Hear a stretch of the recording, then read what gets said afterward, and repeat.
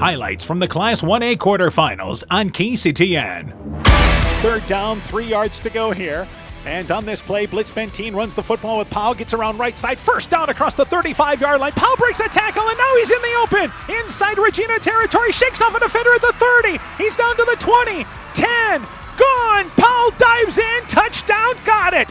It is an impressive run, 73 yards. And the Bulldogs, after just kind of chipping away, get a big rush from Powell. They strike first, leading 6-0. So again, third down in less than a yard. Quarterback sneak. Blitz Benteen goes up the middle. Bulldogs signal they have a touchdown, and they do. Blitz Benteen sneaks in from 1 yard out. And with 5:37 left in the half, the Bulldogs, after the interception by Christofferson, turn it into points. They lead 14-0. First and goal for MFL MarMac. Hansen is receiver to the left at the 4-yard line.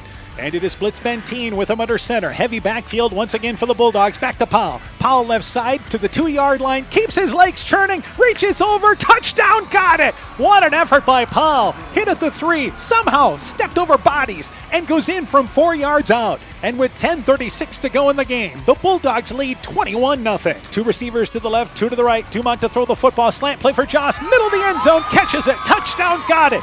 So with 4:12 to go, Regina on the board after the botched punt attempt by MFL MarMac, and it's now 22-6. Blitz Benteen, one more snap, takes the snap, takes a knee, and the game comes to an end. The Bulldogs are going to knock down the door to the Dome. After 5 years getting to the quarterfinals, impressive tonight. MFL MarMac heads to the semifinals. The Bulldogs defeat Regina by a final score of 22-7.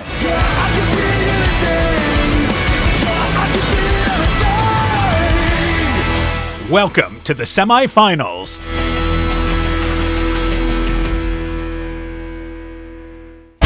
It's a Class 1A semifinal today on KCTN. In our featured matchup, MFL MarMac takes on Underwood. For the Bulldogs, this is their first ever trip to the Dome. This team has been outstanding in their 3 postseason wins. Expect their best effort today. For the Eagles, this is right where they were a season ago. They have set their eyes on going one step further this season. The winner plays for the Class 1A championship next week. MFL MarMac and Underwood will begin today's countdown to kickoff next. Brrr, the cold weather is here, and with it comes wind, snow, and ice that can damage overhead power lines. Remember to stay away from all downed lines. They may still be energized. Call to report broken poles, downed wires, or any other damage. By working together, we can keep everyone safe. That's the power of human connections. Al McKee Clayton Electric Cooperative, your Touchstone Energy Cooperative. When making up a to-do list, don't forget to include servicing your car at Edie's AC Delco Service Center in Garnavillo. Your car should have the best care, and Edie's will make sure of it. Stop in or call 964-2186 to make an appointment. Tires worn out? Well, Edie's can replace them. Need a tow? Call Edie's at 964-2186. Kay, Lynn, and Todd invite you to stop by and fill your car's tank with fuel at Edie's AC Delco Service Center in Garnavillo. Edie's open 7 a.m. Mondays through Saturdays. Alpine Communications believes connected communities become thriving communities. We are the local telephone company that became a 21st century communications provider. Alpine provides internet, television, cellular security, and telephone too. We promise personal, timely, reliable service from people who live here. When you choose us, we all thrive. Connect with Alpine Communications today. Click alpinecom.net or call 563-245-4000. Hi, Justin Birdnow here from Birdnow Chevrolet of Monona.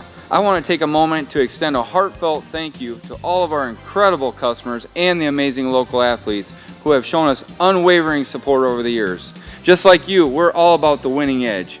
That's why it's our goal for our customers to feel like they have scored big when they leave our dealership.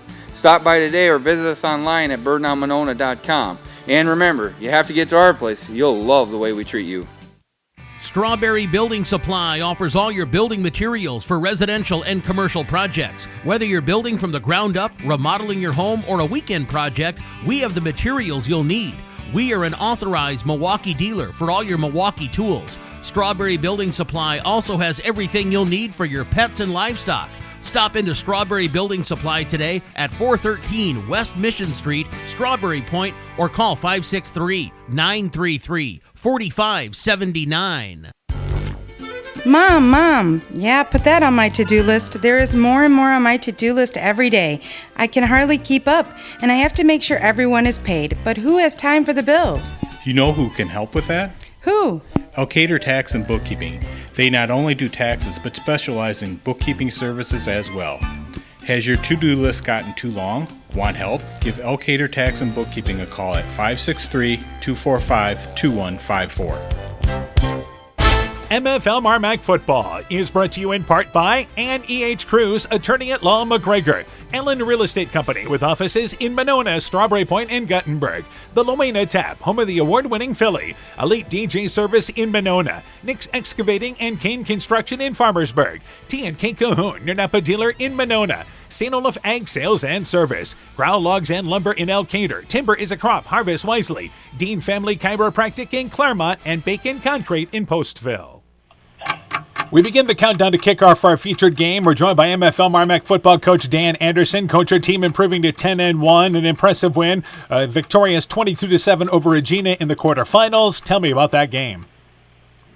Yeah, I thought the kids played really well and executed the game plan well.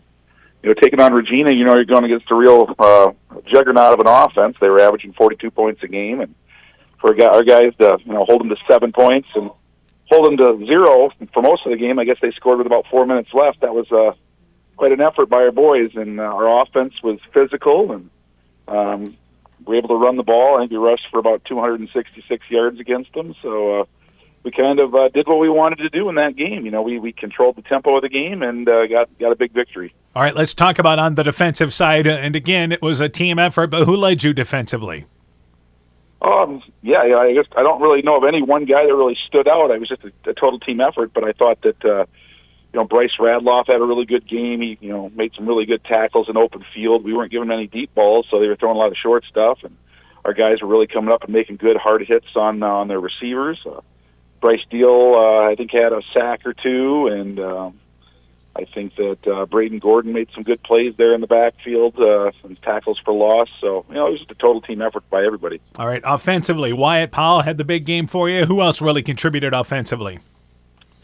Well, offensive line had to do a really good job when you have rush for 266 against a team like Regina. So, those guys up front did a good job, but I thought Bryce Radloff, again, ran the ball well when he had the ball in his hands on those jet sweeps, and Quinn really started putting his shoulder pads down there in the second half and punishing those guys from Regina when they're trying to tackle him. So it was just a good effort by all of them. All right, turning our attention to Underwood. What do you know about the Eagles?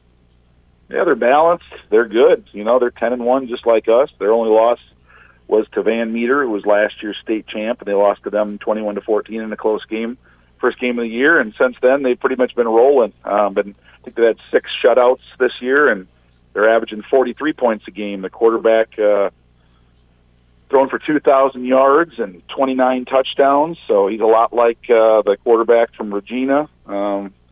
Does a really good job of looking off receivers. I've noticed that on film. They throw a lot of good deep balls, and you're wondering how do they get those guys open so much, and a lot of it goes to their quarterback.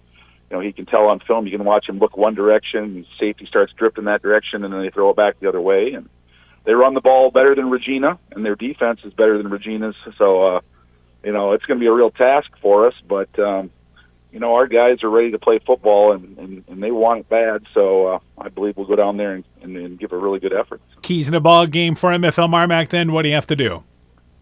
Keep doing what we're doing. We have to play great defense, and have to hold those guys to probably, 17 points or less. And, offensively, we're going to have to control the tempo of the game like we do. When we win games, we control the line of scrimmage. So, we're going to have to do that again. And, field position will probably be pretty important. Kicking game is going to be important in the Dome, and we've got a good kicker, but so do they. So, it's going to be a pretty good, I think it'll be a really good game won by both teams. If we both show up, should be a 1-touchdown game. All right, Coach, good luck to you in the ball game. We look forward to talking to you afterwards. All right, thanks, Dan. MFL MarMac football coach Dan Anderson and his Bulldog team. The countdown to kickoff continues after this. Epic Wear. Get personalized clothing for your school, your team, family, friends, business, or any event. Epic Wear has a huge range of customizable apparel, trophies, and awards, and they offer free design help or design your own apparel at getepicwear.com. And you can even set up a free web store for your fundraiser. Make sure to check out the selection of Bulldog spirit wear and Iowa-themed items at the Monona location. Epic Wear, located in downtown Monona and Waukon. Call 563-539-2300 to place your order today.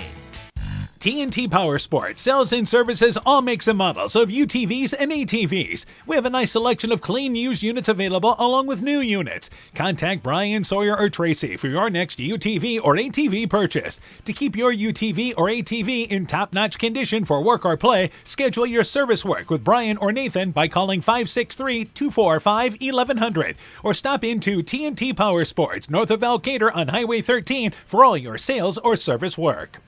Wilkie's in Elkader is Iowa's oldest family-owned grocery store. You'll find Wilkie's 2 blocks south of the Keystone Bridge in historic downtown Elkader. Stop in and enroll for a Wilkie's reward card and receive points every time you shop. Then log on to their website at wilkiesgrocery.com to view the weekly specials, check out your reward points, make out a shopping list, and more. Wilkie's in Elkader, open Monday through Saturday, 8 a.m. till 7 p.m.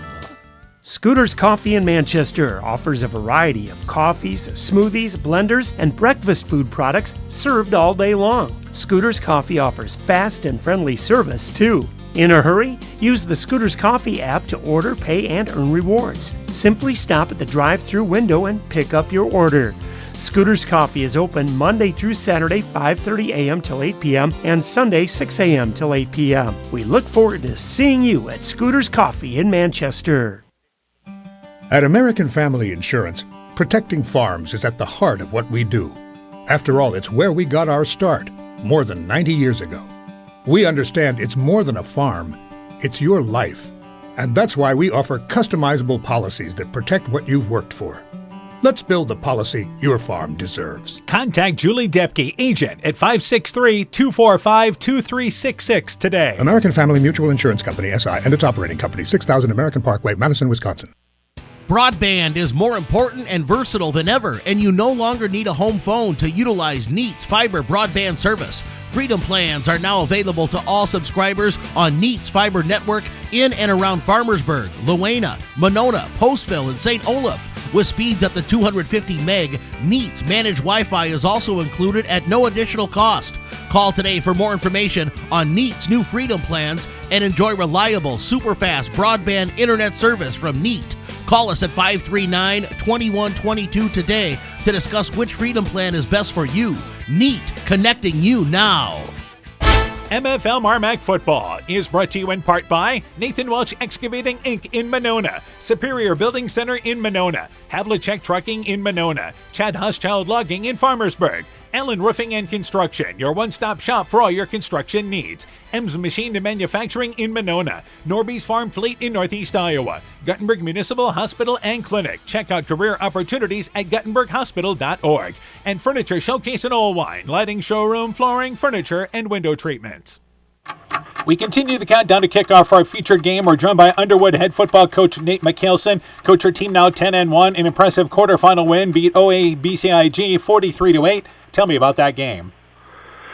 We started out fast. I think we scored a couple touchdowns within the first couple minutes of the game.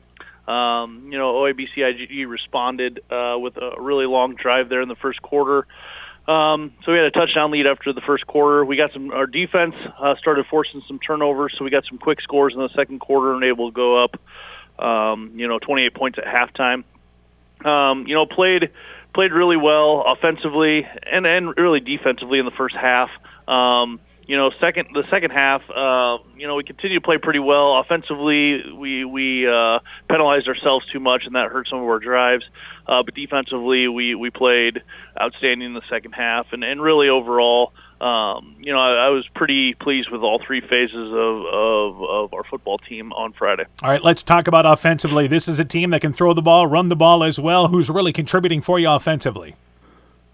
Garrett Lutt, our sophomore quarterback, has had an outstanding year. I think he's thrown for, right around 29 or 30 touchdowns. He got over 2,000 yards passing. Has a really veteran group of receivers that have played a lot of football for us. Mason Boothby has caught, I think, 15 touchdowns this year. Josh Ravlin has a lot of catches as a veteran receiver. Jack Van Fossen is a kid that we've asked to do a little more blocking this year. Jack's having a really great year. His statistics probably aren't as high as they have been in the past, but Jack is doing a really nice job for us. And then Easton Robertson is the other receiver that played a lot last year that came back for us and is doing a nice job. And we have Maddox Nelson and Graham Jensen in the backfield are both when their numbers called, they're giving us good stuff back there. And we've really progressed up front as an offensive line. We battled some injuries throughout the course of the year. We finally got healthy towards the end of the year. Got some consistency up there with just some kids starting week in and week out, and I think that's made a big improvement. All right, defensively, this is a team that's been able to turn the opponent over. Some of the key contributors for you defensively. In terms of our secondary, Mason had a big night Friday night. Had 3 interceptions. He's got 8 on the year. Josh and Easton, the receivers I mentioned earlier, both play in our secondary and have their fair interceptions as well. Sam Shoning's our other defensive back, and we asked him to play in the box a little bit more, but he's had, I think, 3 or 4 interceptions as well. Graham Jensen leads us in tackles at the middle linebacker spot.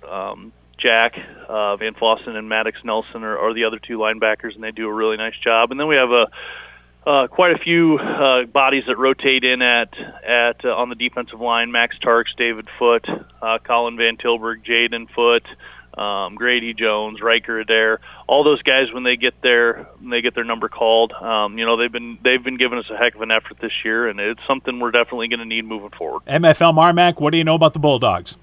Very big, very physical. Want to run the ball. Don't make no secrets about that. They do it really effectively. But they do have athletic kids on the edge that they can make plays if necessary. I think it's a really veteran group, a group that's played a lot of winning football over the last 4 years. Defensively, they're really tough. They're very aggressive. They've got good coverage skills on the back end. They're playing really good football right now, and it's going to be a huge test for us. Keys in the ball game for Underwood. What do you have to do? I think efficiency on offense, take advantage of the possessions we get. Don't turn the ball over. Obviously, I think defensively stopping the run is very important. Be really good on first and second down. And special teams wise, it set up a score somehow, some way, whether that's a return game or whether that's a block or a forcing a fumble or something like that. Getting a special team score would be a huge plus. All right, Coach. Good luck to you in the ball game. We look forward to catching up with you guys. Good luck once again. All right, thank you very much. Underwood football coach Nate Mickelson talking things over there on his Eagle team. Countdown to kickoff continues after this. People's State Bank is locally owned and locally managed with 20 convenient locations in southwest Wisconsin and northeast Iowa. If you're looking for a place where you're more than just a number, but still have access to convenient technology, we're it. As a community bank, we're proud to support many of the local charities, county fairs, community events, and more. When you become part of People's State Bank, you can be confident that you're standing with a good cause. People's State Bank, community-minded, just like you. Member FDIC and equal housing lender.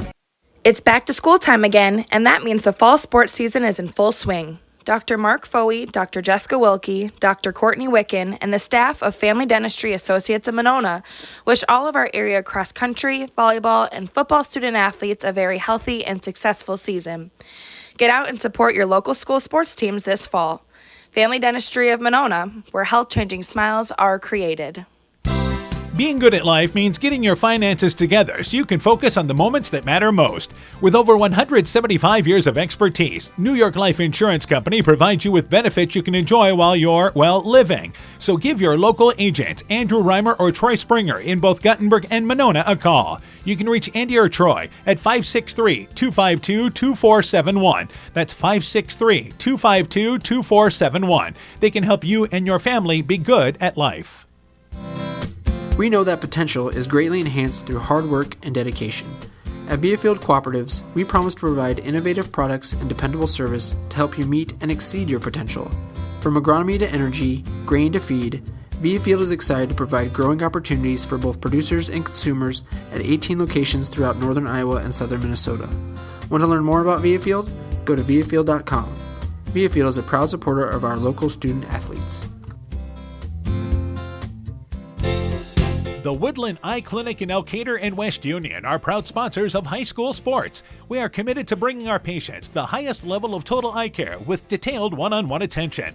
Our offices offer the newest technology and equipment with a professional team of experienced staff that is committed to you. Call us today for your next total eye care appointment.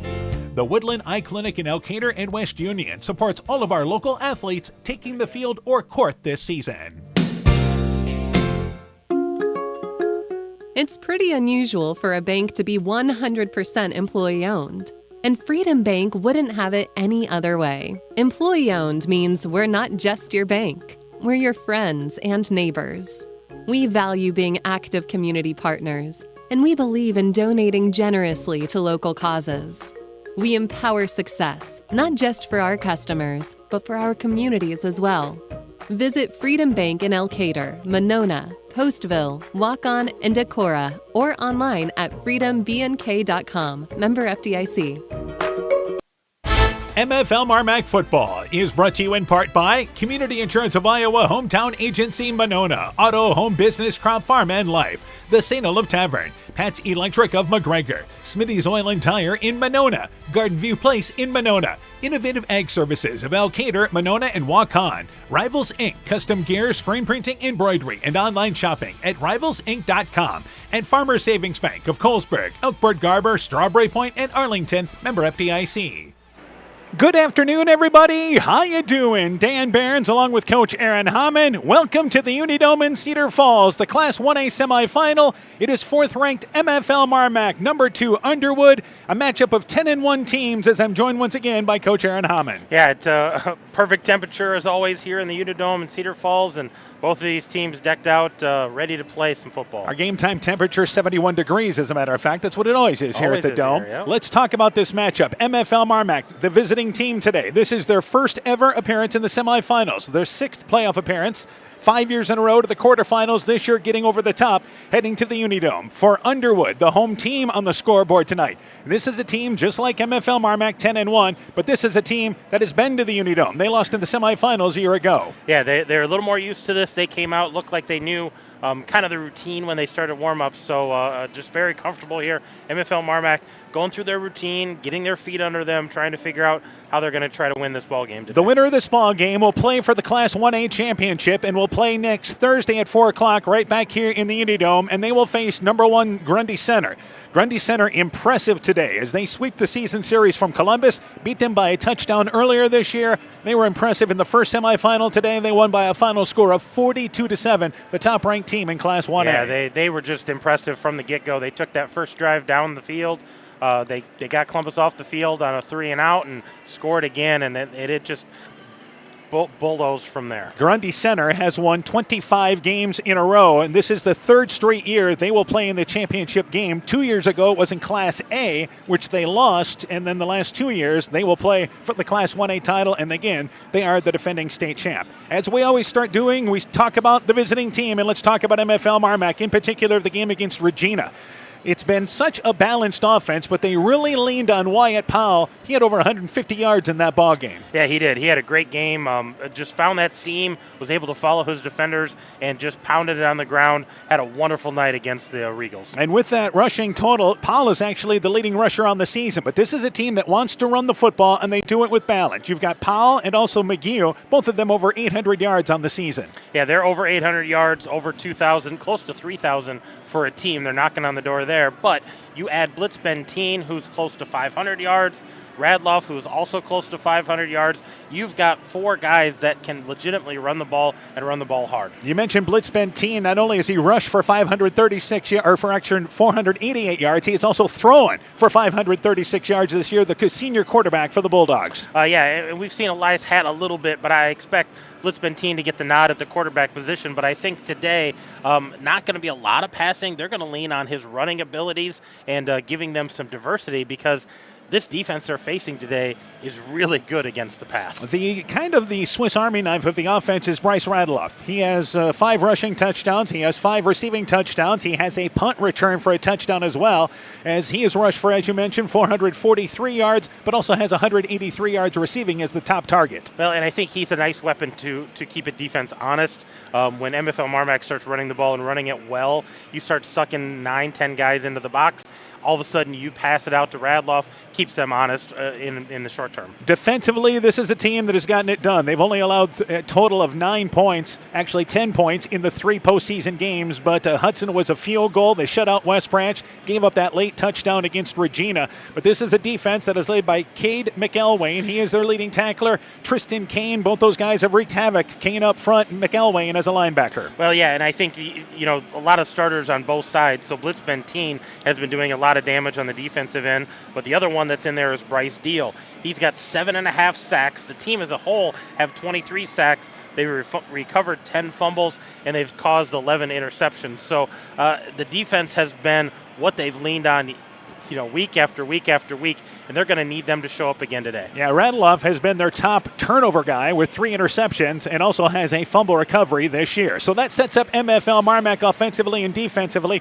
Let's talk about Underwood, and let's start with the offense. This is a scary offense. This is as good of an offense as you're going to see, not only in Class 1A, but all in football. They have a 2,000-yard passer, a 1,300-yard rusher, and they have a receiver near 1,000 yards. They are a balanced, potent attack. Well, yeah, and if you're MFL MarMac's defense, you're looking at this going, what do we try to take away? Do we take away the rushing? Then you've got a great quarterback in Garrett Lutt, who's completed about 67% of his passes.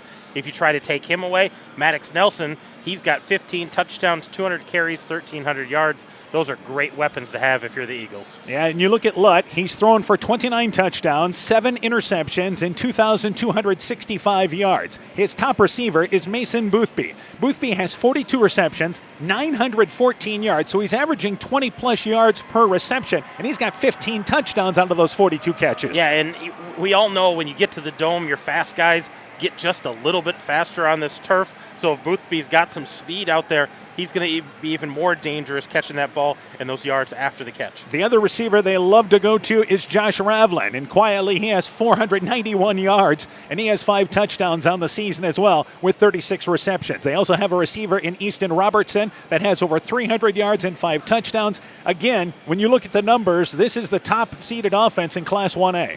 Yeah, when you have that many guys with that many yards, you talked about Boothby, you talked about Ravlin, you talked about Robertson, and then Van Fossen, he's got close to 400 yards, 3 touchdowns, 31 receptions. So they have just as many receiving weapons as MFL MarMac has running weapons. All right, so we've talked about Underwood and all the offensive numbers. They average 43 points a ball game, but defensively, they have 6 shutouts this year, and this is a team that has turned teams over. They have 30 turnovers they have forced, led by 8 interceptions as well from one of their top defensive backs there, who had 3 interceptions in last week's ball game. Talking about there, I believe, Josh Ravlin. Yeah, you talk about that, but of those 30 turnovers, 24 interceptions. Now, MFL MarMac doesn't throw it as much, but 24 interceptions is a really high number. It says a lot about that defensive secondary and having a nose for that football. Yeah, they've got multiple players, 3 players with 3 or more interceptions this year. But obviously, and Mason Boothby, by the way, has the 8 interceptions. Ravlin has 3. Schoenig has a total of 4 interceptions on the season. But defensively, like most great teams, it starts up front. Graham Jensen is one of their top tacklers. He has 64 tackles, and also Sam Schoening as well, one of their leading tacklers. Yeah, he's got 55 tackles, 47 solo. He's got 1 sack. And then Jack Van Fossen, again, he's got 40.5 tackles, 34 of them solo, and 1 sack himself as well. So MFL MarMac, the head coach Dan Anderson, 61-40 in his years at MFL MarMac. Nate McKelson is the head coach of Underwood, 71-31 in his 10 years at Underwood. We'll take a break. When we return, we'll set the starting lineups. We'll talk about keys in the ball game. You're listening to the Countdown to Kickoff from KCTN Sports. When I started out in the car business, my dad gave me some good advice. Hi, it's Forrest Brown with the Brown's family of dealerships. What my dad told me is when you sell someone their first car, you need a good sales department. But if you expect to sell them their second, third, and fourth car, you better have a great service department. Visit any one of the Browns family of dealerships in Guttenberg, Elkader, West Branch, or Victory Ford in Dyersville and find out why Browns is your hometown dealer, no matter where your hometown may be. Stronger, farther, faster. It all starts with good nutrition. Clayton County Farm Bureau is proud of our livestock farmers who provide high-quality protein needed to fuel our young athletes. The ultimate pre- and post-game fuel-up can be found in meat and dairy foods grown right here. Meat and dairy are natural sources of essential vitamins that support health, energy, and performance. We know our student athletes are the real deal, and Iowa's livestock farmers are committed to helping them reach their goals. To learn more, visit realfarmersrealfoodrealmeat.com. This is Chris Holbert, General Manager of Hall Roberts Son Incorporated in Postville. We would like to wish the area student athletes both a safe and successful sports season. We have been a community-based company since 1864, servicing and supporting the area ag industry with products necessary for daily success. We look forward to continuing to serve and support both the ag industry and high school athletes in our surrounding communities. Thank you and good luck from the families at Hall Roberts Son. Top Gun Customs knows that the insurance company wants you to do all the work for them. They want you to download the app, take the pictures, upload them, then they want you to accept the paltry check they think will repair your vehicle. No, no, no. Top Gun writes an accurate estimate, takes the photos, and explains the repair process to you. Let Bob and the guys take all the worries out of your repairs. Call Bob or Nancy at 563-964-9899 at Top Gun to schedule your repair today. Hi, this is Tara Fink, psychiatric mental health nurse practitioner. Helping people, bottom line, is the biggest reason I chose a career in mental health. During my own struggles, it was difficult to find good support in this area. Therefore, I vowed to come back home to help meet the great need for mental health care in Northeast Iowa. I'm available for consultations at both the Walk-On and Postville Clinic locations, offering assessment, diagnosis, and medication management for all mental illnesses. Exceptional caring people, Veterans Memorial. Inspiring changes to a happier, healthier you is what they do at Clayton Drug, now offering free delivery of prescriptions to the Monona area. To find out more, call 563-245-2530. Clayton Drug can help you transfer your prescriptions quickly and easily to their pharmacy. Clayton Drug is committed to helping you achieve the highest quality of life possible.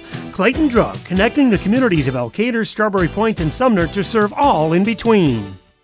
MFL MarMac football is brought to you in part by Vorwald Enterprises Inc. in Monona, Conoco Floor Covering in Monona, Ashbecker Building Supplies in Rossville, Bruins and James Insurance, your Grinnell Mutual Agent in Monona, Culligan Water Conditioning in Elkader, and by Meyer Collision and Service Center in Guttenberg. Welcome back to the Dome in Cedar Falls, just a couple minutes away from the opening kickoff here with MFL MarMac and Underwood. Let's set the starting lineup. First off, for MFL MarMac, the visiting team. They're wearing their white bottoms, the white top, Bulldogs across the front. They have the royal blue helmets with the numbers on one side, solid on the other side. For Underwood, the home team, they are wearing blue tops and white bottoms. They have the white trim with eagles across the front. They have the blue helmets. Lots of blue A lot of on blue the and field white. tonight. You bet. Let's go through the starting lineup. First off for MFL MarMac, and let's start up front. The anchor at the line is the center, sophomore Will House, 6 foot, 275 pounds. The left guard is junior Braden Gordon. He's 6'1", 195 pounds. The right guard, Avery Thornton, a junior, 6'1" and 230. The left tackle, Bryce Deal. He's their pull tackle, 6'2", 215 pounds. He is a senior. The right tackle is Aiden Schulte. Schulte is a junior, 6'4", 325 pounds. The skill positions, the quarterback, Carver Blitz Benteen, a senior, 6'1", 210 pounds. He's joined in the backfield by fullback Quinn McGew. McGew is a junior, 6', 180 pounds. One running back is Wyatt Powell. He's a senior, 6'1", 215 pounds. The wingback is Bryce Radeloff, another senior, 5'9", 155 pounds. The split end is senior Brandon Christofferson, a 6'2", 195 pounder. The tight end is Cade McElwain. He is a senior, 6 foot and 195 pounds. They have 6 seniors, 4 juniors, and a sophomore in the starting lineup. And defensively, it is 9 seniors and 2 juniors. You have Deal and Jones that also play defensive end, and also as well as Elias Hatt at a cornerback. But Tristan Kane is the starting nose guard up front, a senior, 5'9", 180 pounds. Deal and Jones at defensive end. The linebackers, Gordon, Powell, Blitzpentine, McElwain. Strong safety is McGew. Christofferson, the free safety, Radloff at cornerback. And as we mentioned, Elias Hatt is the other quarterback. MFL MarMac only has 3 starters that don't go both ways. Yeah, it's kind of strange, not having that many crossovers. And for Underwood, a little more depth. They'll actually have only 6 players that go both ways. Let's set the lineup now for the Underwood Eagles. And let's start up front. The anchor of the line is Leo Casson. He is a sophomore, 5'11", 240 pounds. The other offensive lineman, Riker Adair, another sophomore, 5'11", 200. Max Tarks is a senior, 6'2", 220 pounds. The other guard, David Foote. He's another sophomore, 6'1", 225 pounds. The right tackle, Colin Van Tilburg. He's a senior, 6'4", 225 pounds. The quarterback is Garrett Lutt, just a sophomore, 6'3", 200 pounds. The 4 wide receivers experience with that group. Josh Havlin, a senior, 5'10", 175. Jack Van Fossen, a senior, 6'3", 195. Mason Boothby, their leading receiver, 6'1", senior, 165 pounds. And the starting running back is Maddox Nelson, a senior, 5'10", 195 pounds. And he has rushed for over 1,300 yards this year. Defensively, as far as the two-way starters, Grady Jones plays defensive line. Jensen also plays linebacker. Schoening and Bashore play the defensive back spots. Meanwhile, Colin Van Tilburg starts at a defensive lineman. He's a senior, 6'4", 225 pounds. David Foote also starts at a defensive line position. He's a sophomore, 6'1", 225 pounds. Max Tarks, we mentioned, a defensive lineman, starts there on the right side of the defensive line with Maddox Nelson along with Van Fossen filling in at the linebacker spots. The D-backs, we mentioned, Schoening, Bashore, along with Boothby and Ravlin as well. So again, for Underwood, it is a team that is relatively young with 3 sophomores starting on the offensive line up front. Yeah, they've got some young guys. Lutt is also a sophomore. They're starting quarterback. So a few younger guys and in a great position for building for the future, but their focus is right here for today. All right, let's talk about keys in the ball game as we get ready for the captains to meet at the center of the 50-yard line there. Let's talk about keys in the ball game. In a game like this, it always seems like turnovers are a big factor. Yeah, I think MFL MarMac definitely has to win the turnover margin, if there are any, but they have to be on the positive end of that. I think they need to pressure that young quarterback, force Underwood to try to be more one-dimensional best they can. And I think from an offensive point of view, they have to disguise their run formations. They have lots of different formations, and I think they need to use them to their advantage to disguise that run because everybody knows they want to run the ball. What we saw from MFL MarMac against Regina last week was Hunter Christofferson, who had played limited roles offensively, but brought in as an H-back last week to give them another blocker up front. Yeah, an extra blocker, knowing everybody knows we're going to try to run the ball, but that extra blocker really helps spring some people.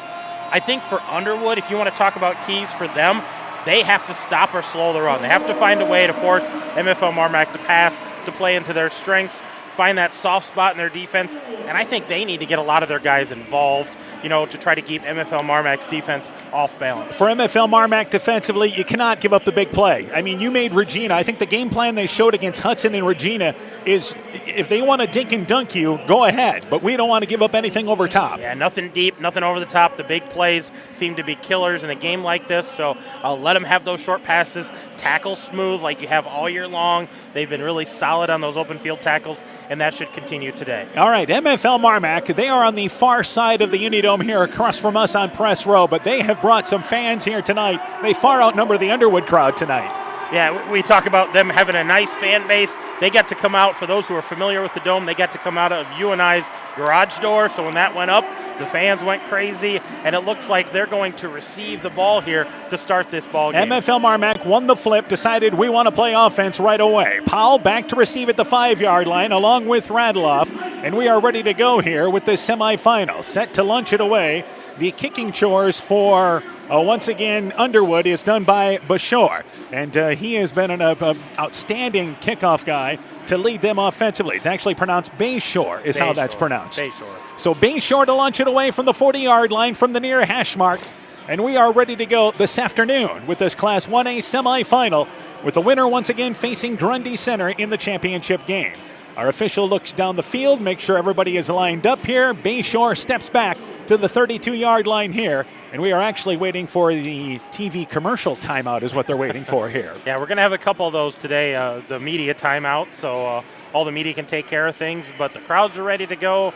Players are ready to go. It's great weather here in the Dome, and we're glad we could bring this to you both on our YouTube's live stream, audio only today, and live here on FM 100. As well as on the KCTN app as well. So we're just about ready to go with a bit of a delay before this ball game here tonight. One thing we saw in the first semifinal, hardly any penalties, just a well-played game. It was well played, not a lot of those mental miscues, those pre-snap penalties, so we hope to have a clean game here in the second semifinal today in 1A. All right, so we're just about ready to go here once again. The officials are continuing to look down the field here. Everybody's been lined up for at least a good minute and a half, and now our official gives the clearance. Let's get underway here with Bayshore from the 40-yard line.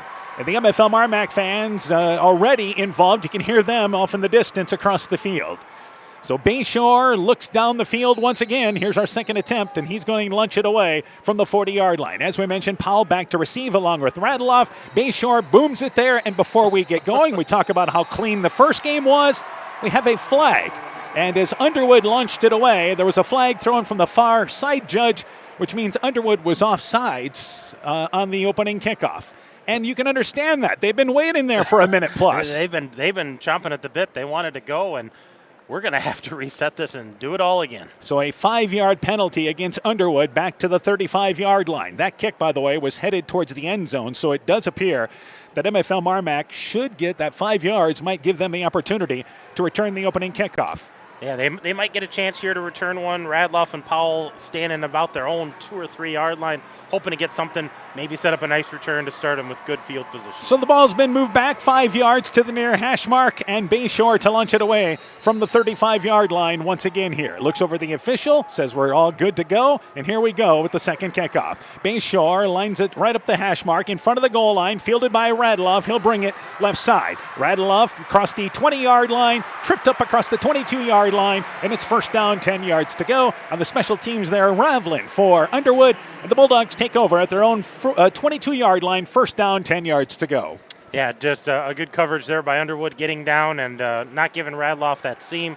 So Bulldogs here going to start in their own territory. So this, again, watch up front. Can MFL MarMac move an aggressive Underwood defense up front? First down, 10 yards to go. Bulldogs operating from left to right.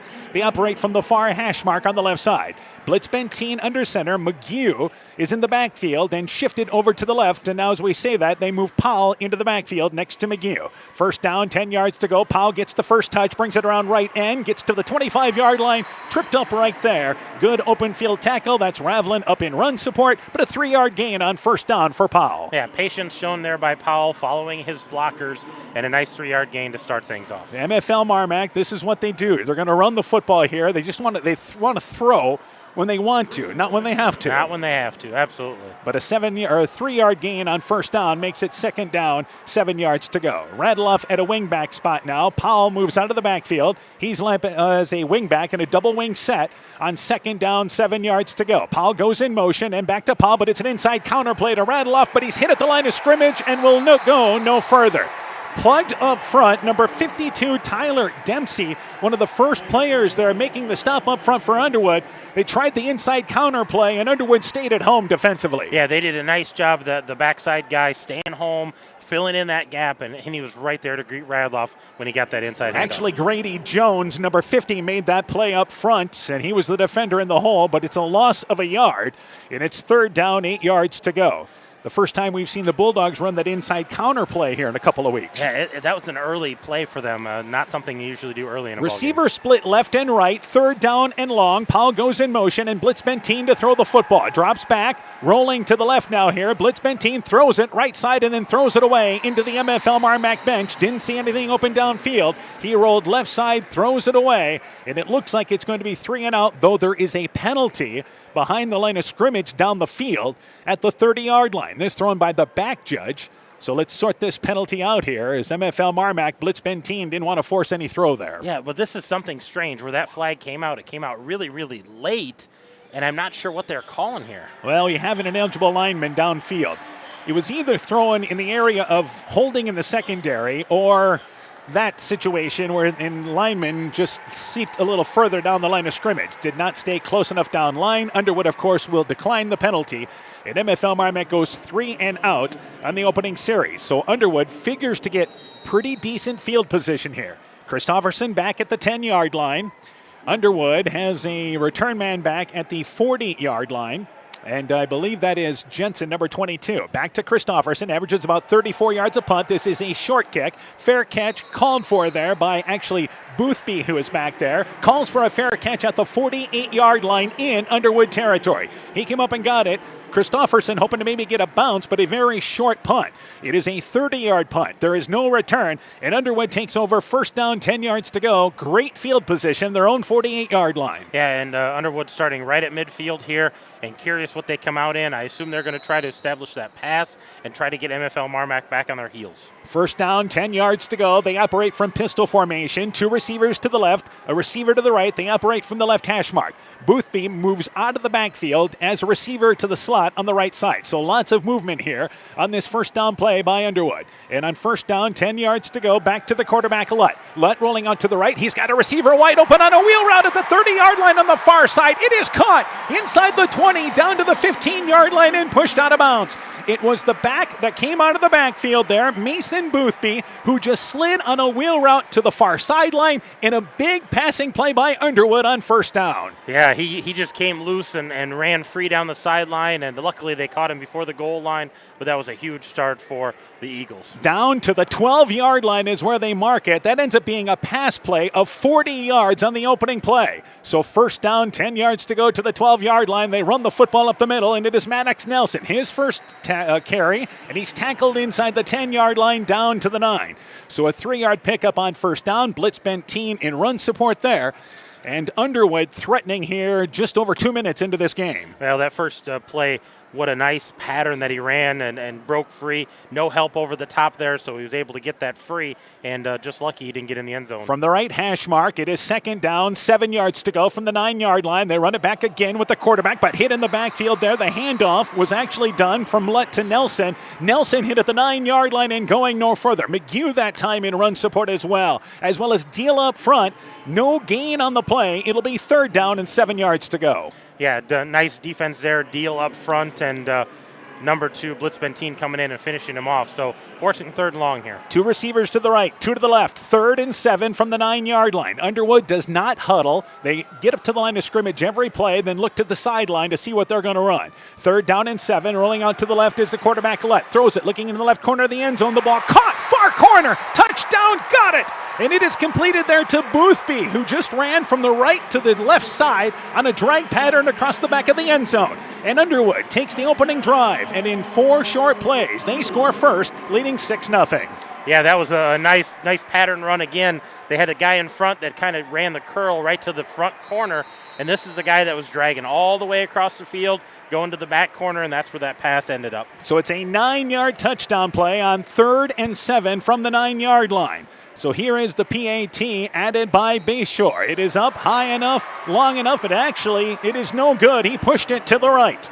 8:52 left in the opening act, 6-0. Underwood, the early lead. Let's take this break. Hi, this is Cody from Torkelson Motors in Elgin and Walk-On. At Torkelson Motors, we believe that student involvement in activities is a great way to help grow our communities, and we are proud to help sponsor this game for your enjoyment. We've been serving Northeast Iowa since 1926 and appreciate the business that our customers have given us and the support they provide to our area schools and communities. So the next time you're in need of a new or used vehicle or a repair, stop into Torkelson Motors. We've been selling cars the old-fashioned way with a friendly smile and a handshake right here next door in Elgin and Walk-On. Hey, sports fans, take a time out and call Garms Financial Services. Their team of agents can show you how to save money on all your insurance needs with Grinnell Mutual. Whether you need auto, home, farm, crop, or business insurance, Garms Financial Services has you covered. You'll also receive quality protection, expert advice, and local friendly service. Call Brian Bugenhagen, Cheryl Wagner, Emily Bazin, or Kayla Olson today for a free competitive quote. Garms Financial Services in Elkader, your trusted choice agency. Brrr, the cold weather is here, and with it comes wind, snow, and ice that can damage overhead power lines. Remember to stay away from all downed lines. They may still be energized. Call to report broken poles, downed wires, or any other damage. By working together, we can keep everyone safe. That's the power of human connections. Al McKee Clayton Electric Cooperative, your Touchstone Energy Cooperative. MFL MarMac football is brought to you in part by Sincerely Yours Interiors by K in Monona, Fisk Farm and Home in Monona, Cresco, and Decorah, Clayton County Recycling in Monona, Myers Auto Service in Monona, TJ's Pizza in Monona and Claremont, Thompson Construction and Monona Overhead Door, LTI & Sons Water Conditioning, your Connecticut dealer in Postville, and by Car Auto Group, online at karautogroup.com. This is KCTN, Garnavillo, Elkader, Iowa.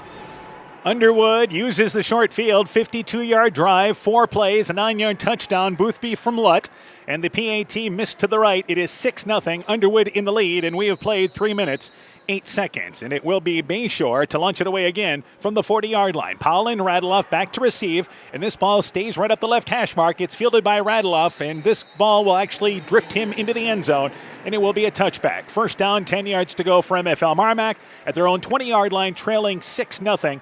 All right, you took the knockout punch here early. Let's see how you respond. Well, yeah, they're going to have to respond. I think they played a little conservative there in that first series. They did try that inside handoff. Nice job by Underwood to stop that. So open it up here a little bit, get the guys to the outside, see what they can do with their wheels, and try to get it downfield. Again, Underwood, the top offense in Class 1A. So MFL MarMac, the best thing they can do is those time-consuming drives that they're so good at. Yeah, absolutely. Be able to ball control, keep it on the ground, and cap it off with points. First down, 10 yards to go. Blitz Benteen works out of pistol formation, takes the ball, the snap, brings it left side, runs it himself on the quarterback draw, brings it across the 20-yard line out to the 23-yard line, picks up 3 yards on first down. So Blitz Benteen goes back to pistol formation where he took the opening series there under center, which is where they normally operate from. Yeah, did a nice job there of just stepping into that. Again, following blockers. They do a great job of following that guy in front and then initiating contact so he's always falling forward. Bulldogs getting some positive yardage on their first 2 first downs of each series.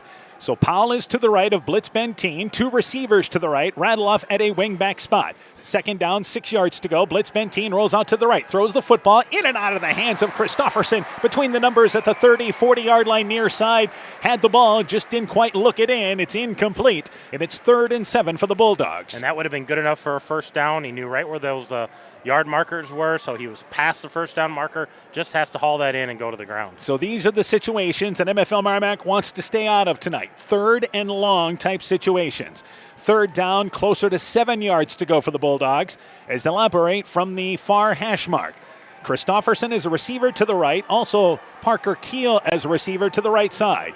Radeloff is at a wingback spot. So let's see if they can move him around on this play. 3rd and 7, rolling out to the right, Blitz Benteen. Blitz Benteen's going to keep it. Brings it 25-yard line across the 30-yard line. Has first down yardage as Blitz Benteen booted around right end. Heads up running there. Didn't see anything open downfield. That had cleared out, left the running lane, and the Bulldogs have their first down of the afternoon. Yeah, that's about a 9-yard gain, so a nice hard run by Blitz Benteen, reaching out for those extra yards. One thing we've really seen Blitz Benteen, especially in the later part of the season, is emerge as more of a runner from the quarterback spot. Well, I think he wanted to get part of the party with the run party, and it gives him another weapon as far as that ground game. First down, 10 yards to go for the Bulldogs. Blitz Benteen goes back under center. McGew at a fullback spot. Powell is to his right in the backfield. A receiver lined up right side, and Blitz Benteen going to keep it himself. Across the 40-yard line, spins. He's to the 45-yard line and across midfield inside Underwood territory to the 48-yard line. Tackled by Mason Boothby, and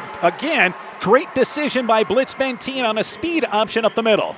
Yeah, he faked that handoff to the fullback, and once he got through that A gap, the B gap was open, so he was able to make a spin, make a move, falling forward again, pick up another first down, keep this drive going into Underwood territory. Second possession for the Bulldogs, trailing 6-0 as we approach the 7-minute mark in our opening quarter. McGew yet to get a carry. He's at the fullback spot. Powell is to his left, and they give it this time to McGew up the middle. McGew's got a hole inside the 40-yard line, right up the gut, and he's down to the 35-yard line. Again, Boothby in run support makes the tackle, but not before McGew picks up close to 13 yards on first down. Yeah, that was a great gain by McGew, a quick handoff there because they carried out the fake so well, and he's able to pick up yet another first down. They sent Powell in motion, and they faked the pitch to Powell and gave it to the fullback in a dive play up the middle. So first down, 10 yards to go for MFL MarMac to the 36-yard line. Double wing set, receivers at the end of the line, left and right. McGew alone in the backfield. Now Powell goes in motion, gets the handoff. Powell around right side. He's down to the 30-yard line, picks up a solid 5, closer to 6 yards as he's tackled just off the numbers at the 29-yard line. Making the stop there, Graham Jensen, but a positive gain of close to 7 yards by Powell around right end. Well, good strong running there by Powell, getting outside the tackles, but then again, finding that gap, finding where those blockers are, accelerating through the hole, and falling forward once again. MFL MarMac with a good answer right now here as they've moved inside the 30-yard line. Second down, 3 yards to go. Christofferson is a receiver to the left, the lone receiver lined up this time for MFL MarMac. Powell has moved to the backfield with McGew. Second down, 3 yards to go. Blitz Benteen, speed option, keeps it himself around left end. First down to the 20-yard line, spins. He's inside the 20, fumbles the football, but the ball bounces right back to him on the turf at the 10-yard line, and MFL MarMac hangs on to it.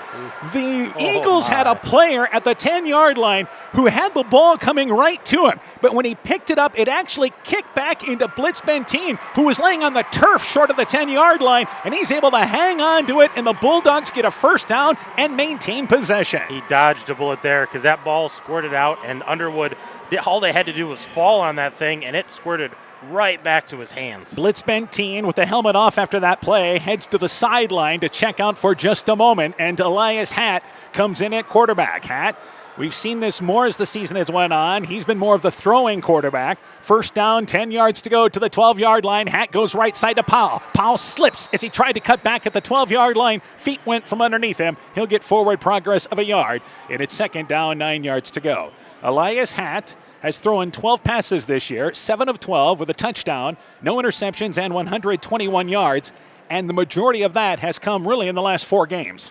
Yeah, he's had more of a prominent role in that quarterback position as needed, and it looks like he's going to stay in there right now as the quarterback. Second down, 9 yards to go.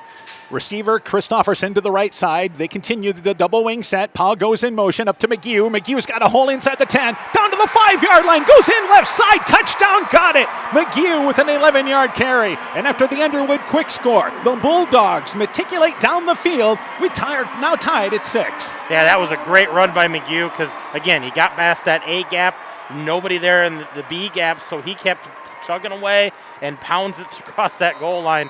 2 Underwood Eagles tackling him as he falls through. 11-yard run for McGew, who had 2 impressive carries on that drive. Cranbeer to try the PAT. Blitz Benteen back into hold. Spot is down. The kick is up. It is high enough, long enough. Put it on the board. 5:08 left in the opening act. 7-6. Bulldogs the early lead. Let's take this break. When making up a to-do list, don't forget to include servicing your car at Edie's AC Delco Service Center in Garnavillo.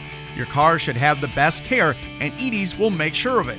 Stop in or call 964-2186 to make an appointment. Tires worn out? Well, Edie's can replace them. Need a tow? Call Edie's at 964-2186. Kay, Lynn, and Todd invite you to stop by and fill your car's tank with fuel at Edie's AC Delco Service Center in Garnavillo. Edie's open 7 a.m. Mondays through Saturdays. Alpine Communications believes connected communities become thriving communities. We are the local telephone company that became a 21st century communications provider. Alpine provides internet, television, cellular security, and telephone too. We promise personal, timely, reliable service from people who live here. When you choose us, we all thrive. Connect with Alpine Communications today. Click alpinecom.net or call 563-245-4000. For MFL MarMac, it is Quinn McGew, an 11-yard touchdown run. Cranbeer's PAT, that's the difference early in this ball game. Bulldogs have hit their PAT. Underwood missed theirs, and it is 7-6. MFL MarMac with an impressive answer. It was. They kept the ball on the ground, pounding it away.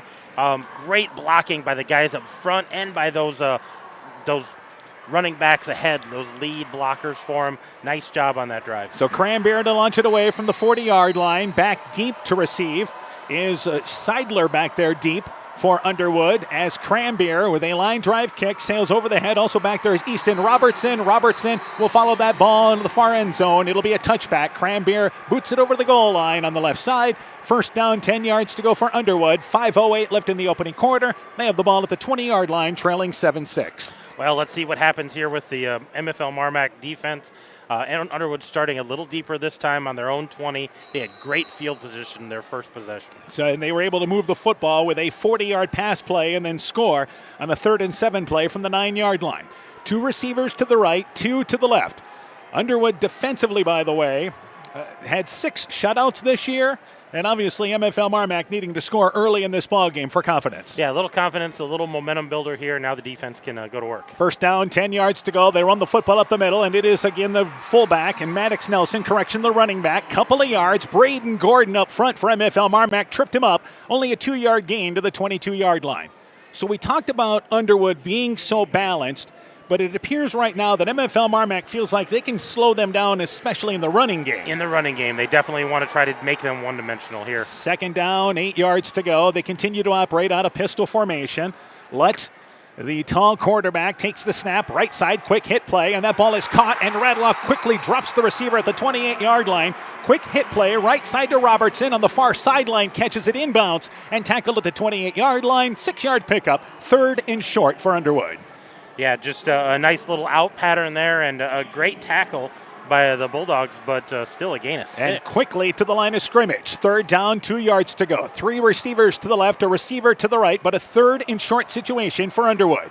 Bulldogs have 3 linemen. They bring some pressure. Right side, the pass caught again. This time it is Ravlin. Same play, this time Ravlin, who is tackled by Radloff along with Braden Gordon. But again, you give up the underneath stuff, and that is a 4-yard pickup. Good enough for first down for the Eagles. Yeah, and so far here, the young quarterback, Garrett Lutt, perfect 4 for 4. He's at 59 yards already. First down, 10 yards to go from Underwood. They operate from the right hash mark. Inside 4 minutes left in the opening act. Lutt to throw the football again. They bring pressure. He's looking left side, looking for his receiver there in Boothby, who catches it at the 30-yard line. And he's brought down there by McGee down to the 25-yard line. Lutt laid it out beautifully, and Boothby has his second big catch of this ball game, puts him down inside MFL MarMac's 25-yard line to the 23. Yeah, 45-yard gain there, a beautifully thrown pass there by Lutt. So Boothby has 2 receptions for 85 yards in the opening quarter. So it's first down, 10 yards to go to the 24-yard line. They look to throw the football again, looking left side into the end zone. The pass for Van Fossen, knocked away there. He was challenged, Elias Hatt, in the secondary in the far near side of the corner of the end zone. Hatt defended it well, falls away incomplete, and it's second down and 10 yards to go. So MFL MarMac brought some pressure. The big play moments ago, that was 45 yards here. That may be their answer. Can we get some pressure on the quarterback to stop some of these deeper throws? Well, Underwood decided to take a shot, and MFL MarMac brought the pressure. It was a perfect storm there for the Bulldogs. Second down, 10 yards to go. They run it with Nelson. Couple of yards, not much. He was able to get by McElwain, then somehow slides inside the 25. The football is loose. MFL MarMac says that there is a fumble on the field at the 16-yard line. And, of course, the Bulldogs signaling they have it. At least Dylan Jones is telling us that. And the officials there are going to talk things over and say no. It is down at the 17-yard line, and they did hang on to it. Underwood apparently did hang on to it, though MFL MarMac thought they had it. Yeah, MFL MarMac said, we got this thing, but nope, they didn't. So the ball was fumbled ahead. It's brought back to the 17-yard line, and it's third down, 4 yards to go. A pickup of 6 on that run by Nelson. So third down, 2 receivers to the right, 2 to the left. Nelson is to the left of the quarterback, Lutt. And again, as they come up to the line of scrimmage, now they're going to take a timeout to make sure on this third down play. Underwood not quite sure what they were doing there, and they want to take a timeout to talk things over. So with 3:07 left in the opening act, 7-6, Bulldogs in the lead, Underwood driving. Let's take this break. Hi, Justin Birdnow here from Birdnow Chevrolet of Monona. I want to take a moment to extend a heartfelt thank you to all of our incredible customers and the amazing local athletes who have shown us unwavering support over the years. Just like you, we're all about the winning edge. That's why it's our goal for our customers to feel like they have scored big when they leave our dealership. Stop by today or visit us online at birdnowmonona.com. And remember, you have to get to our place. You'll love the way we treat you.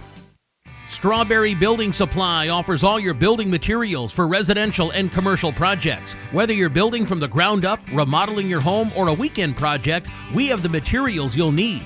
We are an authorized Milwaukee dealer for all your Milwaukee tools. Strawberry Building Supply also has everything you'll need for your pets and livestock. Stop into Strawberry Building Supply today at 413 West Mission Street, Strawberry Point, or call 563-933-4579.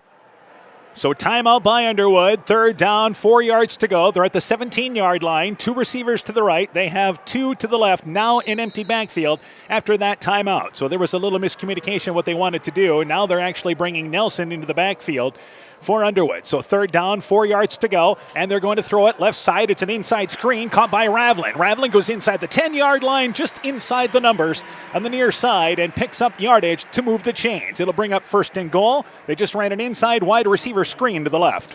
Yeah, and it was well blocked by both the receiver that was out there and the tight end on the end of the line. So first down and goal for Underwood, trailing 7-6. 2 receivers to the right, a receiver to the left. They run the football up the middle with Nelson. Nelson, couple of yards short of the 5-yard line. He was able to get through the first line, then Blitz Benteen and a host of other Bulldogs make the stop up front. But that's a solid 3, closer to 4-yard gain. Second and goal at the 5-yard line. Yeah, they've mixed in that run a little bit, but not having as much success as the pass. So kudos to the Bulldog defense for slowing that run down and kind of forcing them to throw the ball. Nelson checks out. Graham Jensen is their other running back. He's a little bit bigger, and on this play, Jensen gets the handoff inside the 5-yard line, goes right side, goes to the goal line. Underwood says he's in. Touchdown, got it. So they bring in the big back, Graham Jensen. He rumbles in from 5 yards out. And after the MFL MarMac touchdown, the Eagles answer, now leading 12-7. And you wonder if they're going to go for 2 here, try to get this back on pace for scoring 7. And they look like they're going to try the PAT. So Bayshore missed it to the right last time. The ball actually hit the upright on the last one. But here is the PAT to try to make it a 6-point lead for Underwood. With the score now 12-7 out of the hold of Ravlin. There's the snap. Spot is down. The kick is up. High enough, long enough, put it on the board. 2:20 left in the opening act. Underwood 13, MFL MarMac 7. Let's take this break. Elkader Tax and Bookkeeping are proud supporters of all of our local high school sports teams. We want to wish everyone the best of luck on their season. We are here for all your tax, payroll, and bookkeeping needs. Give us a call at 563-245-2154. Again, that number is 563-245-2154. Thank you from Kurt and Ann at Elkader Tax and Bookkeeping, located in downtown Elkader. While out and about, don't find yourself stuck at the side of the road. At Edgewood Auto and Tire, our trained technicians work on all autos, trucks, semis, and heavy duties. We offer premier alignment service and DOT inspections and carry all major lines of tires. Call or ask about our current tire rebates. If you're in a bind and need a tow, give Edgewood Auto and Tire a call at 563-928-7333. Available 24 hours a day, 7 days a week. We offer a mobile tire repair service to get you back up and going, either on your farm or on the road. So Underwood with an 80-yard drive, and it's finished by Jensen with a 5-yard touchdown run. Bayshore's PAT makes it 13-7. Underwood in the lead. 2:20 left here in the opening quarter. And we mentioned that MFL MarMac had an impressive answer. Underwood responds. They do. They've had 2 possessions, one with great field position, one a little deeper, but able to score on both. Bayshore from the 40-yard line, and he'll kick this near side. It is Radloff fielding it at the 3-yard line. Brings it outside the numbers to the 20-yard line. Slips as he goes across the 20 to the 22-yard line. 18-yard return. And MFL MarMac with their third possession has first down, 10 yards to go at their own 22-yard line. MFL MarMac was hoping that this ball game would be played at about a 3-score game. They thought that would give them the best opportunity in this ball game, according to Coach Anderson. Underwood's put 2 touchdowns on it. Well, and the pace of play that they're doing right now, it's going to be a higher scoring ball game because both defenses are still trying to figure out how to slow down the other offense. So first down, 10 yards to go for the Bulldogs. A receiver split left and right. Blitz Benteen back to pistol formation. He's got McGee to his right. So good to see Blitz Benteen back in at quarterback. They run the football with Powell up the middle. Couple of yards as he leans ahead and falls backward across the 25-yard line. Braden Gordon on the bottom of that pile for MFL MarMac, pushing the group ahead. And in on the play, there is Jones once again for Underwood, but a solid pickup of 4 on first down. Yeah, good pickup there, just right off of the guard and center, and a 4-yard gain. MFL MarMac wants to do that. 3-4 yards at a time, if not more, grind it out on the ground. Second down, 6 yards to go. They operate from near the middle of the 25-yard line. Powell is to the right of Blitz Benteen as they continue out of pistol. Second down, they run it again. Powell left side. He's got first down. He's across the 30-yard line. Powell's in the open, middle of the field now. 40-yard line, tripped up at the 50-yard line, and a touchdown-saving tackle there by Ravlin, who took out the legs underneath from Powell, but he falls into Underwood territory, and a big gain for the Bulldogs brings it down to the 47. Yeah, 27-yard gain there. Great gain by Powell. And Powell around left end, once he gets into the open, that burst of speed he has there, and a great job by Ravlin to at least slow him down in the gate, which would have been a big run. Yeah, if he didn't slow him down there, I think he high steps through that arm tackle on the ground, and away he goes. It was a big run anyway, but it would have been another 47 yards plus. He'd have been gone. Powell, by the way, shaking his right hand, and again, he has dealt with an injury this year from that right hand. He checked out of the ball game, and now MFL MarMac wants a timeout. So the Bulldogs going to burn a timeout. 1:14 left in the opening act, trailing 13-7. Let's take this break. Wilkie's in Elkader is Iowa's oldest family-owned grocery store. You'll find Wilkie's 2 blocks south of the Keystone Bridge in historic downtown Elkader. Stop in and enroll for a Wilkie's reward card and receive points every time you shop. Then log on to their website at wilkiesgrocery.com to view the weekly specials, check out your reward points, make out a shopping list, and more. Wilkie's in Elkader, open Monday through Saturday, 8 a.m. till 7 p.m. Scooter's Coffee in Manchester offers a variety of coffees, smoothies, blenders, and breakfast food products served all day long. Scooter's Coffee offers fast and friendly service, too. In a hurry? Use the Scooter's Coffee app to order, pay, and earn rewards. Simply stop at the drive-thru window and pick up your order. Scooter's Coffee is open Monday through Saturday, 5:30 a.m. till 8 p.m. and Sunday, 6 a.m. till 8 p.m. We look forward to seeing you at Scooter's Coffee in Manchester. Wyatt Powell injured after a 27-yard run. It was that right wrist. And again, he has played with a soft cast on that since early in the season, missed the New Hampton game. And it looks like that injury, as he landed there, forcing it once again, he's headed to the sidelines. Yeah, it looks like it's right above that brace. They're looking at, the upper part of his lower arm. So first down, 10 yards to go for the Bulldogs. And Radloff goes in motion. They go with McGew. McGew stood up short of the 25-yard line, only a pickup of a yard up front. So for MFL MarMac, again, this is a team that built around their experienced running backs that they have. McGew in that group. And Stoddard, now they'll bring in number 15 actually into the ball game, and that will be Hunter Christofferson. This would give them a bigger back in there to block for MFL MarMac. Yeah, look for Christofferson there to kind of pave the way for whoever's running the ball. Yeah, he will line up at a tight end spot here, and to the left of McGew is going to be Radloff in the backfield. That's normally where Powell will be. Second down, 9 yards to go. They run it with Radloff, right side inside the 45-yard line, maybe a couple of yards to the 43-yard line, not much. Defensed well there. Sloaning makes the play up front for Underwood. About a 4-yard pickup, actually. Third down, 5 yards to go for MFL MarMac. Yeah, nice pickup there. Didn't look like it was that many yards, but a good pickup and moving the sticks a little bit here. MFL MarMac's got to keep this drive alive, picking up the first down. And you're probably looking here, as you're at the 42-yard line, depending on what you do in this third down play, you may get a look at a fourth down play here, but MFL MarMac's going to let the quarter come to an end. We've played one. Bulldogs trailing 13-7. You're listening to MFL MarMac Playoff Football from KCTN Sports. You work hard to make sure your family has everything they need. Life insurance from American Family Life Insurance Company can help financially protect your loved ones by replacing a portion of your income if you were to pass away. That means your family will have the help they need to maintain their quality of life and pursue their dreams. Get the peace of mind you deserve by protecting what matters most. Contact Julie Depke, agent at 563-245-2366 today. American Family Life Insurance Company, 6000 American Parkway, Madison, Wisconsin.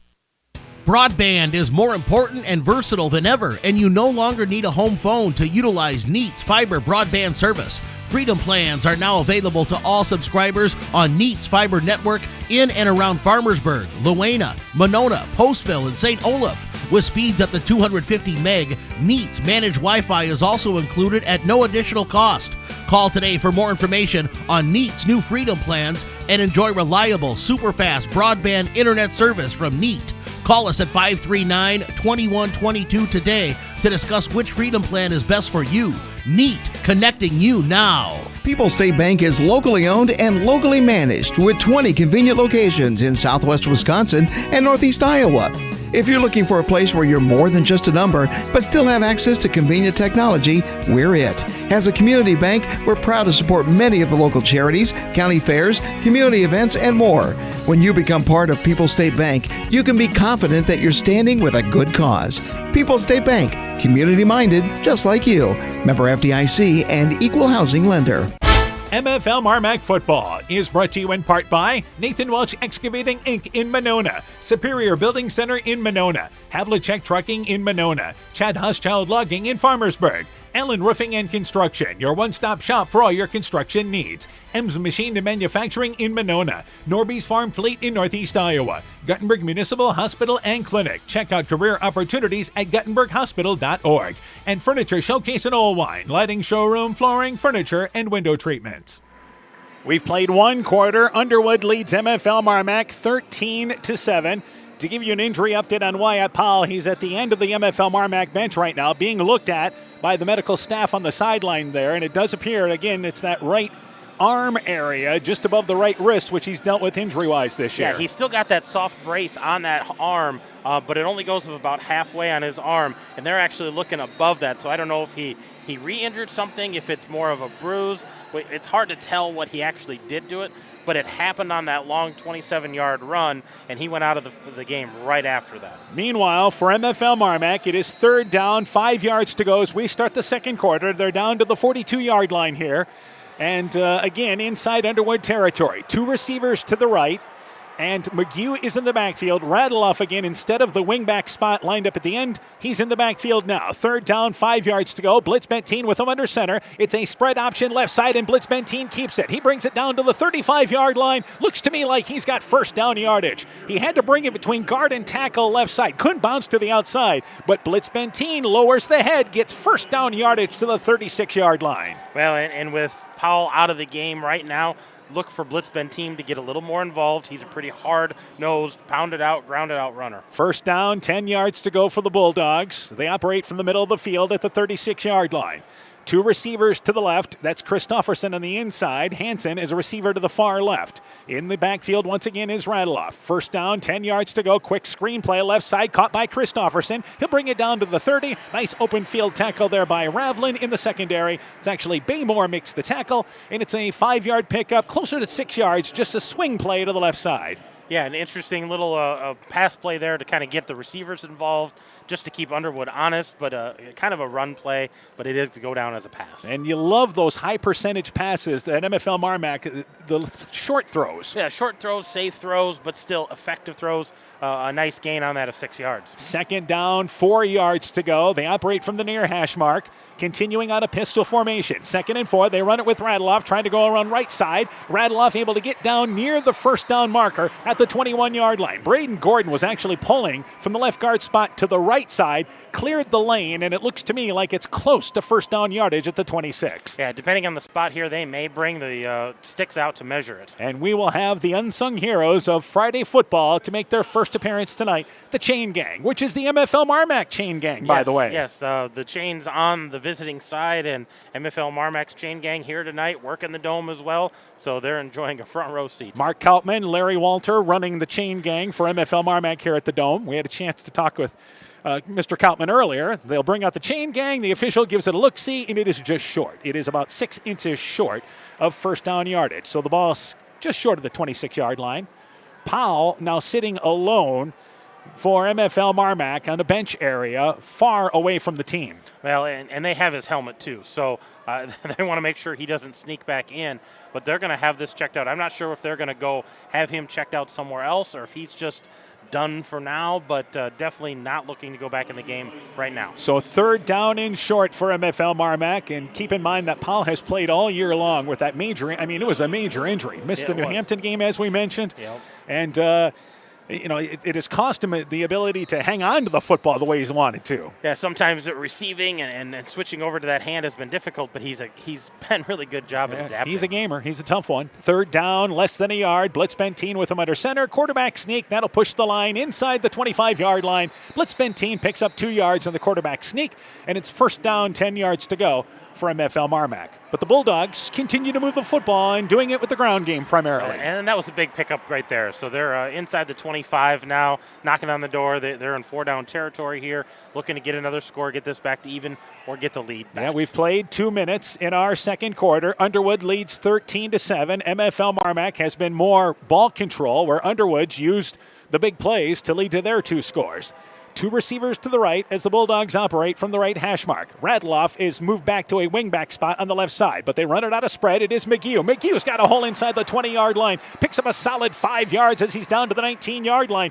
You don't see that a lot with McGew to the right there out of that spread formation to take the handoff left side. Yeah, normally he's the up back and he's catching that ball early, but this time he had a lead blocker in front of him and does a nice job, gets a gain of about 6 yards. So second down, 4 yards to go. Bulldogs down to the 23-yard line. They moved it over to the left hash mark here.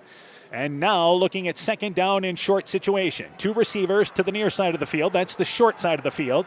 Blitz Benteen out of pistol. McGew is to his left. Second down, 4 yards to go. Back to McGew. Same formation. They ran it to the left. This time to the right. Better defense by Underwood up front. Couple of yards towards the middle of their line. It'll be third down and 2 yards to go. Up front for Underwood, number 50. 50 Grady Jones, their sophomore defensive lineman, play some linebacker spot for them. Third and short now for MFL MarMac. Yeah, we talked about some of the youth on this Underwood team, and there's a sophomore stepping up, making a great tackle.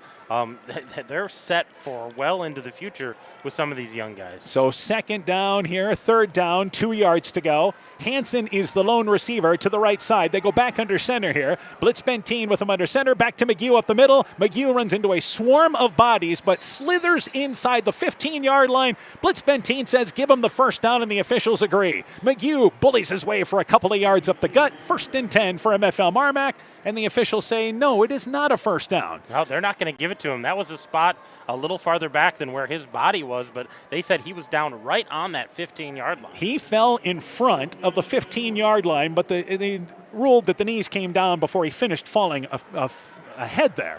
So instead to the 14-yard line, it'll be at the 15-yard line. And MFL MarMac with the play clock at 9, better hurry here as they break the huddle. So it is 4th and 1. This has to be a quarterback sneak. Blitz Benteen with him under center. Here's the quarterback sneak, and Blitz Benteen goes left side, backs his way down to near the 10-yard line. Great job up front. Will House, the center of the line, really helped clear things. And they pick up 4 yards on 4th and less than a yard. From the 20-yard line, they move it all the way down to the 16. That was a huge pickup. Blitz Benteen actually ended up laying on one of his own guys, so he wasn't down, never touched anything to the ground, so able to pick up 4. They're just outside of the 10-yard line here, first and 10. So first down, 10 yards to go. Christofferson as a receiver to the left. Blitz Benteen is back under center. Radloff at a wing spot on the left side. Stoddard, the other wing back. He goes in motion right side, and they go back to McGew. McGew steps inside the 10-yard line, leans ahead, closer to the 7-yard line. They'll give him 3 on first down as they run that fullback dive up the middle. Jones, the tackle again for Underwood. Him and McGew becoming fast friends. They've been involved in about every play that's between the tackles. Well, and MFL MarMac, this is one of those long, methodical, grinded-out drives. Eats up a lot of clock, keeps Underwood's offense off the field, and they're knocking on the door trying to push this in the end zone. Yeah, we're inside 7 minutes left here in the second quarter, and MFL MarMac has had it the entire quarter. So it's again first down, actually second down, 7 yards to go. Double wing set this time. Radloff goes in motion, gets the handoff going around left side. He cuts back inside the 5-yard line. Radloff just off the left hash mark, leans ahead and gets to the 1. Radloff couldn't bounce to the outside, made a nice cut towards the middle of the field, and it's third down and just short. They can technically get a first down without scoring a touchdown. They can get inside the 1 for first down. The ball spotted at the 2. Yeah, that play looked like it was designed to go to the outside, but Underwood over pursuing that and taking away the edge. So great read by Radloff there, breaking it back inside. So just inside the 2-yard line, you get the feeling this is a Blitz Benteen quarterback sneak coming here, huh? That's what it Third feels down like. and short. Blitzbentine with him under center. Takes the snap. He goes back to McGee. McGee at the line of scrimmage, able to lean over from 2 yards out. Touchdown, got it. They never did bring him down. McGee kept the legs going, reached over the ball at the goal line. And MFL MarMac uses half the second quarter and more. Now tied at 13 here in the second. Yeah, that was a nice long drive. They started on their own 22 and just grind away, pound it out, pick up first downs, move the chains, and they finish it off with McGee running into the end zone with a mob around him. 2-yard run by McGee. Cranberry's PAT out of the hold of Blitzbentine. High enough, long enough, put it on the board. 6:02 left in the half. Bulldogs retake the lead, 14-13. You're listening to high school football from KCTN Sports. It's back to school time again, and that means the fall sports season is in full swing. Dr. Mark Foey, Dr. Jessica Wilkie, Dr. Courtney Wicken, and the staff of Family Dentistry Associates of Monona wish all of our area cross-country, volleyball, and football student athletes a very healthy and successful season. Get out and support your local school sports teams this fall. Family Dentistry of Monona, where health-changing smiles are created. Being good at life means getting your finances together so you can focus on the moments that matter most. With over 175 years of expertise, New York Life Insurance Company provides you with benefits you can enjoy while you're, living. So give your local agents, Andrew Reimer or Troy Springer in both Guttenberg and Monona, a call. You can reach Andy or Troy at 563-252-2471. That's 563-252-2471. They can help you and your family be good at life. We know that potential is greatly enhanced through hard work and dedication. At Viafield Cooperatives, we promise to provide innovative products and dependable service to help you meet and exceed your potential. From agronomy to energy, grain to feed, Viafield is excited to provide growing opportunities for both producers and consumers at 18 locations throughout northern Iowa and southern Minnesota. Want to learn more about Viafield? Go to viafield.com. Viafield is a proud supporter of our local student athletes. MFL MarMac Football is brought to you in part by Community Insurance of Iowa, Hometown Agency Monona, Auto, Home Business, Crop Farm and Life, the St. Olaf Tavern, Pat's Electric of McGregor, Smitty's Oil and Tire in Monona, Garden View Place in Monona, Innovative Ag Services of Elkader, Monona and Waukon, Rivals Inc., custom gear, screen printing, embroidery, and online shopping at rivalsinc.com, and Farmers Savings Bank of Colesburg, Elkport Garber, Strawberry Point, and Arlington, member FDIC. MFL MarMac with a time-consuming drive. McGee a 2-yard run. Cranbeer's PAT gives MFL MarMac back the lead at 14-13 with 6:02 to go in our first half. Cranbeer to launch it away from the 40-yard line. Nelson back deep to receive, along with Robertson there for Underwood. So Cranbeer a shorter kick, and this will give Nelson a chance at the 5-yard line at the left hash mark. And Nelson brings it right side. He's across the 20-yard line, 30-yard line, and he's tackled as he gets out to the 35-yard line and the near sideline. Nice return there by Nelson, 30-yard return. First down, 10 yards to go for Underwood at their own 35-yard line. We can give you this injury update on Wyatt Powell, now standing on the sideline, and the right arm is actually in a sling on the sideline for MFL MarMac. Well, and if I know Wyatt Powell, he's chomping at the bit to get back out there, and he's way too comfortable with that sling on because he's been in it a lot this year. So first down, 10 yards to go for Underwood at their own 35-yard line. They send it back in motion, and they're going to run it with Nelson up the middle, and wrapped in the hole there by McElwain and brought down across the 35 to the 36-yard line, only picked up 2 yards on first down. We talk about the loss of Powell offensively, but defensively, that is a big key. He's one of their top tacklers as well. Yeah, he is. He's so quick in that linebacker position. He can sometimes cover a receiver out of the backfield as well, so they lose his abilities there. Second down, 8 yards to go. 2 receivers to the left, 2 to the right, and as we say that, Boothby moves into a slot on the right side, and they look to throw the football. Left side, it is caught. Quick slant play left side. Robertson across the 45-yard line. First down yardage, and he's tackled there by a host of Bulldogs, including Stoddard making the play, but an 11-yard pickup on a quick slant to the left side. First down for Underwood. Yeah, nice little swing pass there again just to get the first down. 2 receivers to the left, a receiver to the right. They continue to operate on a pistol formation. So first down, 10 yards to go. Underwood again gets to the line of scrimmage, but just like Regina, just when you think they're going to snap it, the entire offensive group looks to the sideline for the play call. They do. They all look over and see if they want to change up their formation. Even the linemen. First down, 10 yards to go, and they're going to throw the football again. Left side looking for the home run play. Left side looking again for Boothby. It is overshot on the far sideline, out of bounds. In on the coverage was Stoddard. They were looking for a fly pattern down the deep sideline, incomplete down at the 20-yard line. Second down, 10 yards to go. Boothby already has 2 catches for over 40 yards in this ball game. And that one he had no chance to get to out of bounds. Yeah, barely able to get a hand on that, but no feet in bounds on it. So that ball drifted out of bounds, just enough to pull him out of the way. 4:50 left in the half. 2 receivers to the left, 2 to the right. Bulldogs lead by a point. And on this play, rolling out to the right is Lutt. Right side, setting down is Ravlin. Catches it near sideline, inside the 45-yard line. Pushed out of bounds by Radeloff and Blitz Benteen. But he's down to the 42-yard line, short of first down. Bulldogs giving up some spacing there, and a good recognition by the quarterback Lutt, rolling out to that near side of the field to find his receiver Ravlin sitting down on the route.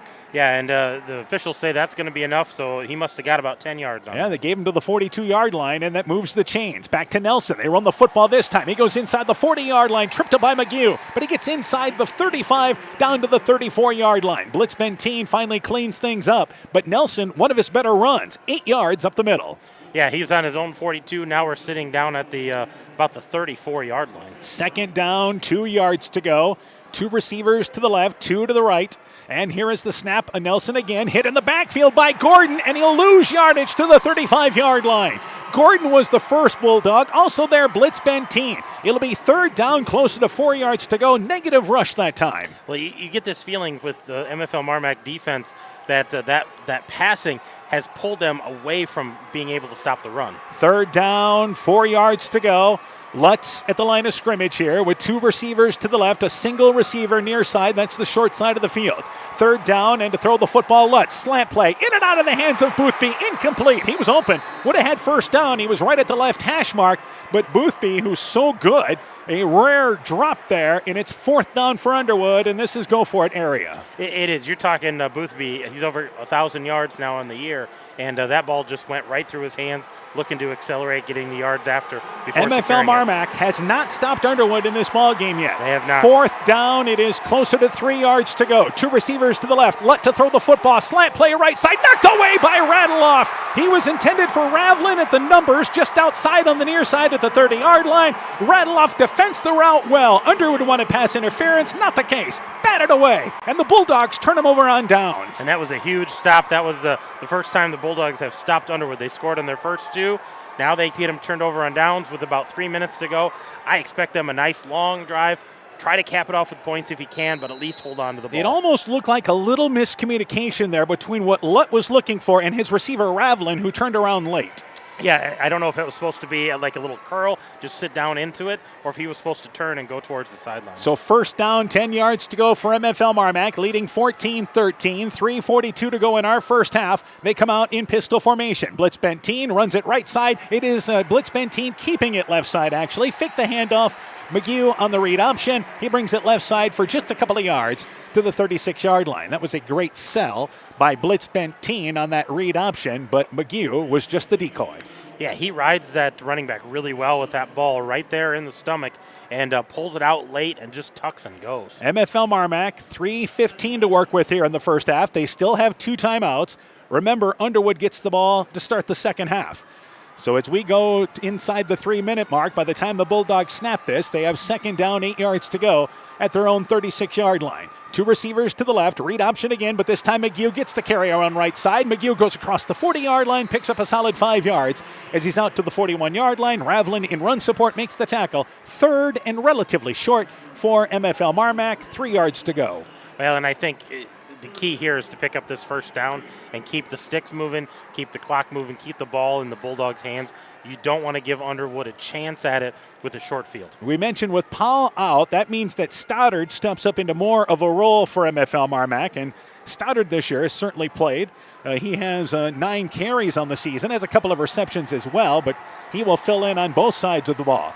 Third down, 3 yards to go. Radeloff in the backfield along with McGew. They go under center. Third down and 3, read option. Blitz Benteen keeps it left side. First down, he's across midfield, up the middle, inside the 40-yard line and brought down there. Great read by Blitz Benteen. Fake the handoff. Brings it left side. 1st and 10 for the Bulldogs down to the 40 as we approach the 2-minute mark in the half. Yeah, 19-yard carry there by Blitz Benteen. Again, selling that handoff, riding that running back until he tucks it, and then just busted it upfield. And now, timeout taken by Underwood. 2:11 left in the half. Bulldogs driving, leading 14-13. Let's take this break.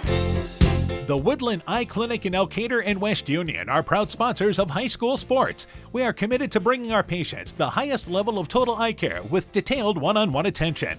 Our offices offer the newest technology and equipment with a professional team of experienced staff that is committed to you.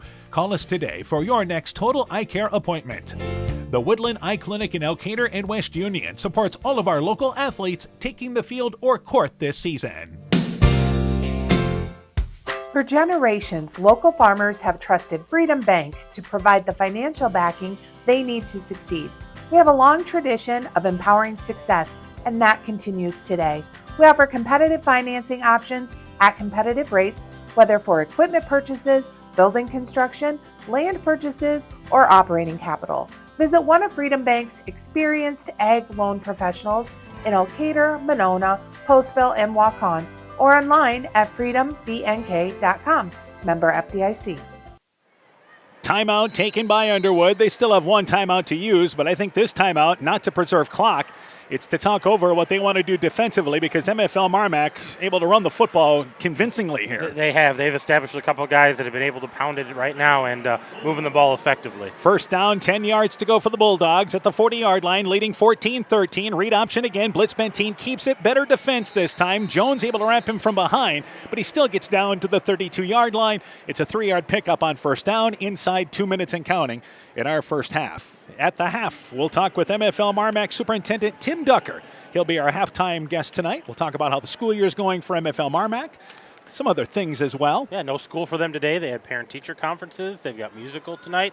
A lot of things happening up in Monona. A Little Mermaid going on this weekend at MFL MarMac. 2nd down, 7 yards to go. From the right hash mark is where the Bulldogs operate. Back under center, Blitz Benteen, and they run it left side, and this time it is going to be Radloff. Radloff gets inside the 30-yard line. 1st down yardage as he couldn't bounce it to the outside, but made the right cut. Back towards the left hash mark. 1st down, 10 yards to go for the 30-yard line. We're inside 90 seconds left in the half. Yeah, moved the sticks there. Radloff enough to get the 1st down. As you said, not able to bounce it outside like he maybe wanted to, but he got enough yards. And you can see that MFL MarMac leaning now with McGew and Radloff, the primary ball handlers, and more of a role for Blitz Benteen as well now. All three of those guys running it hard and picking up big gains on 1st and 2nd down. Double wing set, McGew alone in the backfield, and they send it back in motion in Radloff, and Radloff gets the handoff right side. He's inside the 25-yard line, able to break through, bounces it to the 20-yard line. 1st down as he's down to the 15-yard line and drugged down there. Radloff just kept on bouncing to the outside. He ends up on the far sideline, down to the 15-yard line. 15-yard pickup, 1st and 10 for the Bulldogs. That was an impressive run because he could have been stopped after about 5-6 yards and bounced off of it, able to keep his feet under him, and a nice gain there by Radloff. And again, the clock stops as the chains are moved. The chains are now reset. We go inside a minute left in our first half. Bulldogs still have 2 timeouts, so in great shape. They operate from the right hash mark. 1st down, 10 yards to go. Double wing set. They line up without a receiver.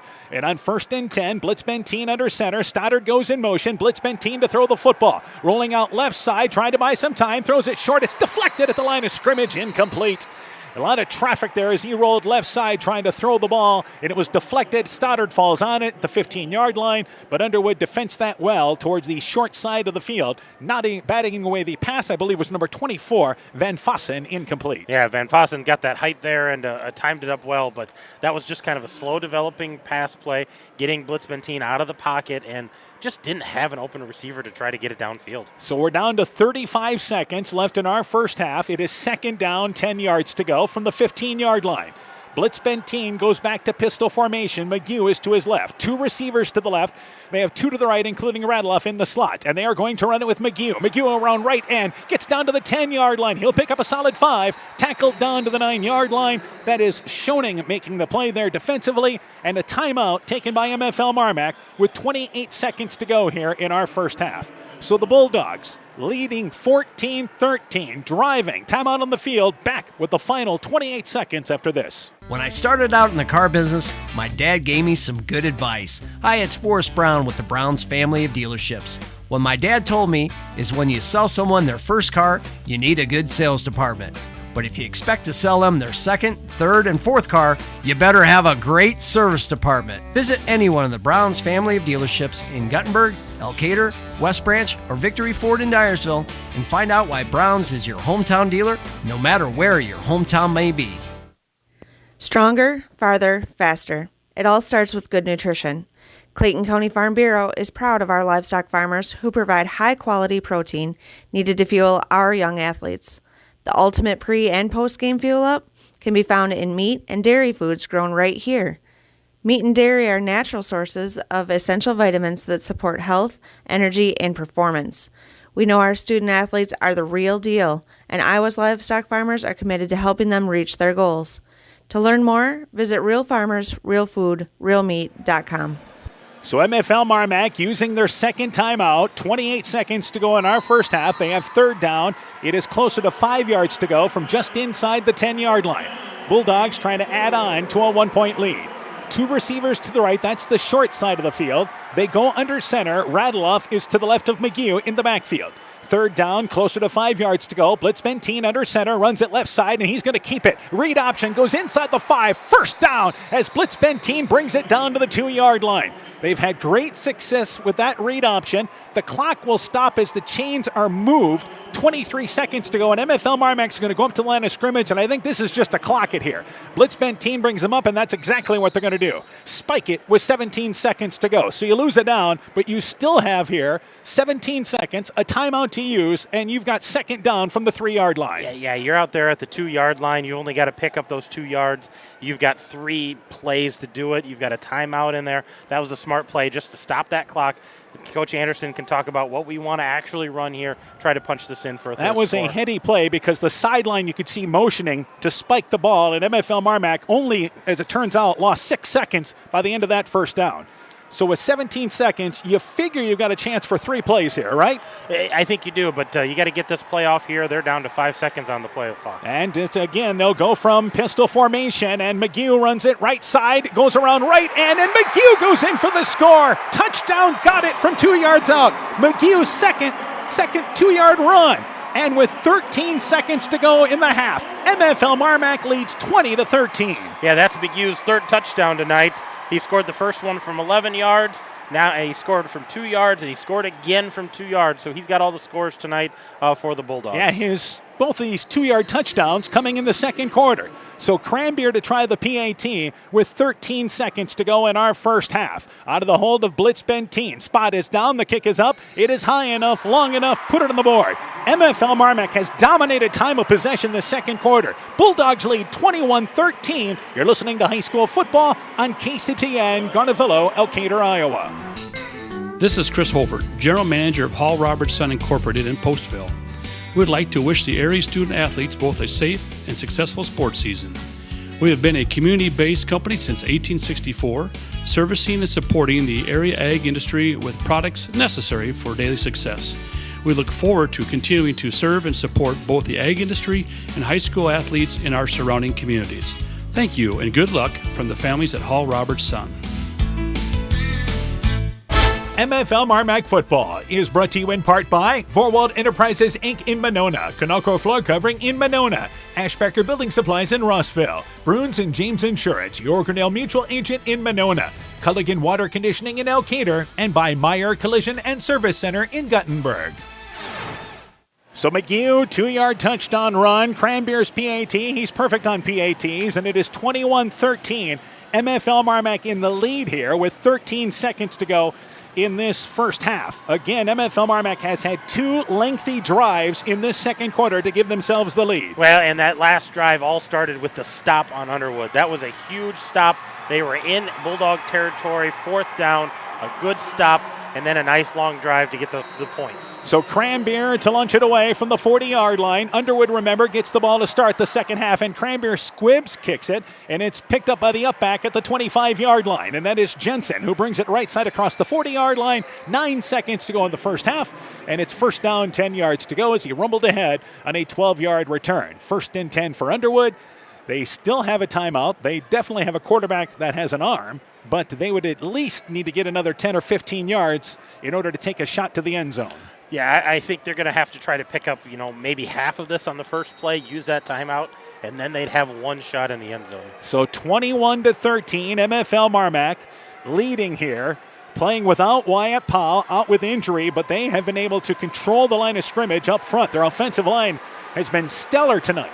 First down, 10 yards to go. 3 receivers to the left, a single receiver to the right, and it looks like they are going to throw the football indeed. Lutz got time rolling right side here. He's going to look to chuck it down the field. Goes right side of the pass, is knocked away by Christofferson inside the numbers, near side of the 30-yard line. They were trying to go downfield, trying to connect with number 24 in Van Fossen, but defensed well. Bulldogs dropped 8 into coverage. 1 second left in the half. Yeah, nice job by Christofferson coming across because they had it defended well, but Christofferson able to step in front of that pass, get the arm in there, and knock the ball away and not give the receiver a chance. We mentioned MFL MarMac Superintendent Tim Duggar will be our halftime guest. We'll also have first half stats. Don't have to worry about scores to update you on tonight. This is the only game going on right now. 5A games later on today, but right now, the game of the hour is the 1A semifinal. 5 receivers out for Underwood. Alone in the backfield is Lutt. Lutt flushed out of the pocket by McElwain. Trying to buy some time, throws it left side. The pass is overshot. He was looking for Nelson on the far sideline at the 40-yard line,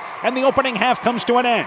MFL MarMac with an outstanding second quarter to give themselves the lead at the half. The Bulldogs lead the 1A semifinal. 4th-ranked MFL MarMac 21. 2nd-ranked Underwood 13. We're at the half. When we return, we'll be back with our halftime guest, first half stats, and more. Your halftime show is coming up. You're listening to Bulldog Football from KCTN Sports. Top Gun Customs knows you can fill the deer tag well out of season. If you've tagged that prize buck, pull up to the stoplight at Top Gun in Garnavillo. That's it. Bob and his technicians have been repairing vehicles for over 45 years. We write the estimates, take the photos, and deal with the insurance company for you to ensure your vehicle is repaired quickly and, most importantly, safely. We also have free loaners or rental vehicles. Call Bob or Nancy at Top Gun to schedule your repair today. 563-964-9899. We are happy to announce we are once again performing cataract surgery right here at home. This is Jessica Jones, surgery supervisor. We welcome Dr. Cancel from Gunderson, who performs this surgery monthly at our local surgery suite and holds consultations at Gunderson Eye Clinic, Waukon. Dr. Cancel is a wonderful addition to our surgery team, and we're so happy he's here. Call us today for more information. Exceptional caring people, Veterans Memorial. Inspiring changes to a happier, healthier you is what we do at Clayton Drug. We are committed to helping you achieve the highest quality of life possible. We are a full-service pharmacy offering services such as med packing to your home or mail delivery and online prescription refill. We also offer a cash pricing program on name brand and generic prescriptions. Call 563-245-2530 to find out more. Clayton Drug, connecting the communities of Elkader, Strawberry Point, and Sumner to serve us all in between. Hi, this is Cody from Torkelson Motors in Elgin and Waukon. At Torkelson Motors, we believe that student involvement in activities is a great way to help grow our communities, and we are proud to help sponsor this game for your enjoyment. We've been serving Northeast Iowa since 1926 and appreciate the business that our customers have given us and the support they provide to our area schools and communities. So the next time you are in need of a new or used vehicle or a repair, stop into Torkelson Motors. We've been selling cars the old-fashioned way with a friendly smile and a handshake right here next door in Elgin and Waukon.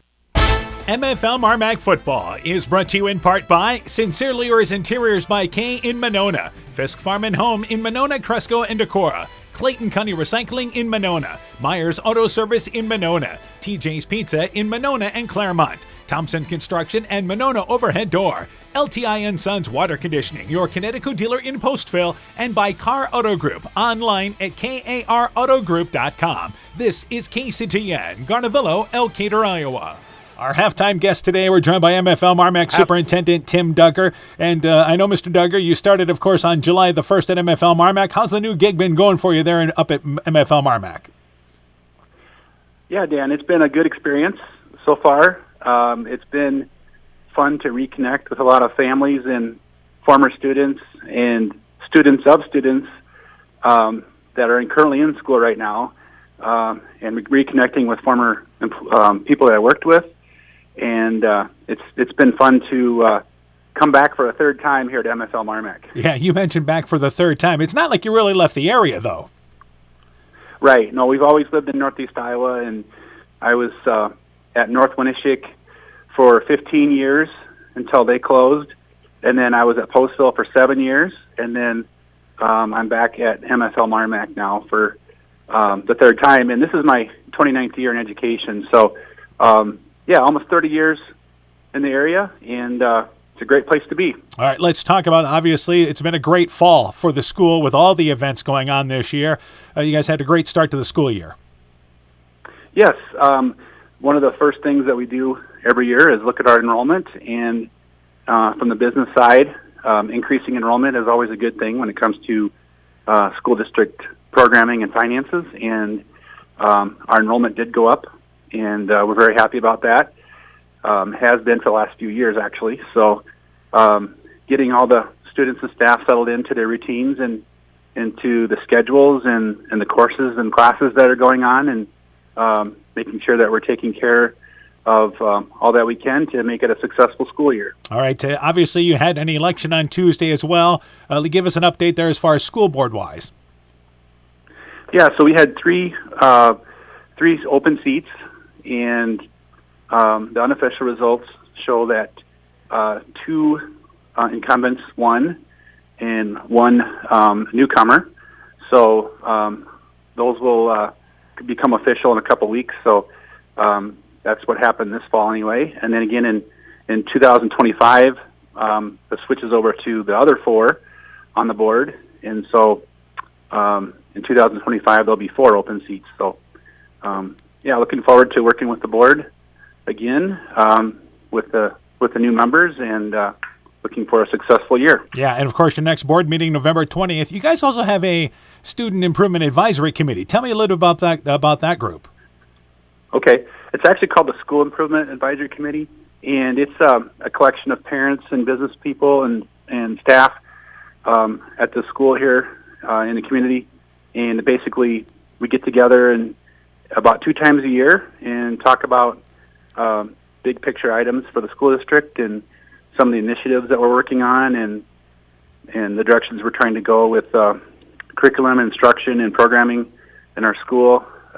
So, yeah, we've had the SIAC committee for many, many years, and this year we're meeting twice, and looking forward to getting together with those folks. All right, thanks for your time, taking time out of a busy schedule to talk with us at the half, and good luck with the rest of the school year. Yeah, thank you, Dan. MFL MarMac, you betcha, you too. MFL MarMac Superintendent Tim Duggar, our halftime guest here from the Dome. Hey, sports fans, take a time out and call Garms Financial Services. Their team of agents can show you how to save money on all your insurance needs with Grinnell Mutual. Whether you need auto, home, farm, crop, or business insurance, Garms Financial Services has you covered. You'll also receive quality protection, expert advice, and local friendly service. Call Brian Bugenhagen, Cheryl Wagner, Emily Bazin, or Kayla Olson today for a free competitive quote. Garms Financial Services in Elkader, your trusted choice agency. Alameda Clayton Electric provides more than energy. They also provide tips to help keep you safe. Use portable space heaters safely. The safest types have switches that turn the heater off if it's knocked over. Keep portable heaters away from papers, bedding, draperies, and other combustible materials to prevent fires, and keep them away from water to prevent electric shock. Never leave a space heater unattended or leave children alone in a room with a space heater. Your electric cooperative cares about keeping you safe. That's the power of human connections. Alameda Clayton Electric Cooperative, your touchstone energy cooperative. When making up a to-do list, don't forget to include servicing your car at Edie's AC Delco Service Center in Garnavillo. Your car should have the best care, and Edie's will make sure of it. Stop in or call 964-2186 to make an appointment. Tires worn out? Well, Edie's can replace them. Need a tow? Call Edie's at 964-2186.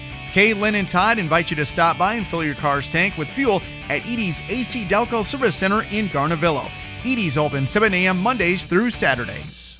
Alpine Communications believes connected communities become thriving communities. We are the local telephone company that became a 21st century communications provider. Alpine provides internet, television, cellular security, and telephone too. We promise personal, timely, reliable service from people who live here. When you choose us, we all thrive. Connect with Alpine Communications today. Click alpinecom.net or call 563-245-4000. Hi, Justin Birdnow here from Birdnow Chevrolet of Monona. I want to take a moment to extend a heartfelt thank you to all of our incredible customers and the amazing local athletes who have shown us unwavering support over the years. Just like you, we're all about the winning edge. That's why it's our goal for our customers to feel like they have scored big when they leave our dealership. Stop by today or visit us online at birdnowmonona.com. And remember, you have to get to our place. You'll love the way we treat you. Strawberry Building Supply offers all your building materials for residential and commercial projects. Whether you're building from the ground up, remodeling your home, or a weekend project, we have the materials you'll need. We are an authorized Milwaukee dealer for all your Milwaukee tools. Strawberry Building Supply also has everything you'll need for your pets and livestock. Stop into Strawberry Building Supply today at 413 West Mission Street, Strawberry Point, or call 563-933-4579. Mom, yeah, put that on my to-do list. There is more and more on my to-do list every day. I can hardly keep up, and I have to make sure everyone is paid. But who has time for the bills? You know who can help with that? Who? Elkader Tax and Bookkeeping. They not only do taxes, but specialize in bookkeeping services as well. Has your to-do list gotten too long? Want help? Give Elkader Tax and Bookkeeping a call at 563-245-2154. At the half, MFL MarMac leads Underwood 21-13. Underwood struck first. MFL MarMac went 3 and out on the opening drive. Boothby scored on a 9-yard pass from Lutt. They missed the PAT, but MFL MarMac has answered Underwood at every opportunity. The Bulldogs followed that up with an 11-yard touchdown run by McGew. The PAT put them up 7-6. Then Underwood, they responded, scoring on a 5-yard run from Jensen. Bayshore's kick made it 13-7. But the second quarter dominated by MFL MarMac. 2 drives. Underwood only had the ball once in the quarter. It bogged down at the 35-yard line is where their drive bogged down as MFL MarMac stopped them on downs. But MFL MarMac had 2 impressive drives. McGew finished them both off with 2-yard touchdown runs. Cranberry with the PAT on both, and it's 21-13 MFL MarMac in the lead. We turn things over to Coach Hammond. Let's go through the individual totals for MFL MarMac. On the ground, they are led by Blitz Benteen. He's got 11 carries, 91 yards. McGew's got 11 carries, 54 yards. Before he went out of the game, Powell had 5 carries, 42 yards, and Radloff has 6 carries for 34 yards. So they've got 33 carries, 221 yards, all 3 touchdowns by McGew, 1 of 11, 1 of 2, another of 2. In the air, Blitz Benteen has 1 completion on 5 attempts for 6 yards. That was to Christofferson. So 227 yards of offense for the Bulldogs there in the first half. And what's impressive about that is the rushing totals. That's a great game for a lot of teams, and they did it in the first half. First half, absolutely. Turning it over for the Underwood Eagles, we'll start on the ground. Maddox Nelson has 8 carries, 24 yards. Graham Jensen has 1 carry for 6 yards. That was a 6-yard touchdown. So they've got 30 yards on 9 carries. In the air, Garrett Lutt has 8 completions on 13 attempts, 132 yards, including that 9-yard touchdown. That was caught by Mason Boothby. He's got 3 catches, 94 yards. A great night so far for him. Josh Ravlin, he's got 3 catches, 22 yards. Easton Robertson's got 2 catches, 16 yards. So they have 132 yards in the air, 30 yards on the ground, 162 yards in the first half. So MFL MarMac leads 21-13. Underwood will get the ball to start the second half. But MFL MarMac offensively, that has been their best defense, is keeping the ball away from Underwood. It has. It's been great. If they can have those nice, long, sustained drives and cap them off with points, it keeps Underwood off of the field, extends that lead, and that's been their best defense, is keeping the offense out there. All right, an injury again to Wyatt Powell has really set MFL MarMac, you would think, back in this ball game, but they've been still able to move the football on the ground, and it's really started up front for them. Powell has the shoulder pads off, the jersey off, so he's obviously done for the night, and you realize that when you realize that he had that right arm in a sling. But MFL MarMac controlling the line of scrimmage up front with running the football, and the guys from the offensive line really setting them up great. Well, you talk about Powell, and not only is he, a statistical leader out there, he's an emotional leader and just a great guy out there, and it's a big loss, but they are going to rally. And I think those guys up front see this as a challenge. They go, okay, we got a guy down, next guy in, and we're going to block for him as well. And they've been doing a great job up front. The guys have run hard, and I think the Bulldogs have come out pretty focused for the second half, knowing what's on the line. So Underwood gets the ball to start the second half. MFL MarMac leads the 1A semifinal 21-13 at the break. When we return, the second half kickoff. You're listening to Bulldog Football from KCTN Sports. TNT Power Sports sells and services all makes and models of UTVs and ATVs. We have a nice selection of clean used units available along with new units. Contact Brian, Sawyer, or Tracy for your next UTV or ATV purchase. To keep your UTV or ATV in top-notch condition for work or play, schedule your service work with Brian or Nathan by calling 563-245-1100 or stop into TNT Power Sports north of Alcater on Highway 13 for all your sales or service work. Wilkie's in Alcater is Iowa's oldest family-owned grocery store. You'll find Wilkie's 2 blocks south of the Keystone Bridge in historic downtown Alcater. Stop in and enroll for a Wilkie's reward card and receive points every time you shop. Then log on to their website at wilkiesgrocery.com to view the weekly specials, check out your reward points, make out a shopping list, and more. Wilkie's in Alcater, open Monday through Saturday, 8 a.m. till 7 p.m.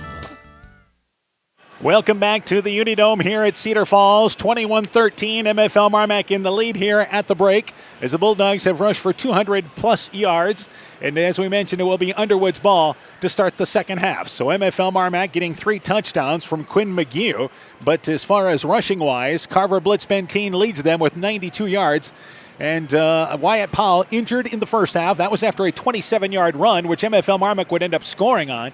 They would end up scoring later on in that drive, but they played much of that first half without Wyatt Powell. And again, he will not be contributing the rest of the afternoon. We'll try to get you an injury update here in just a bit as we were able to talk with the MFL MarMac coaches. I'm joined once again by Coach Aaron Hammond, and let's get an injury update on Wyatt Powell.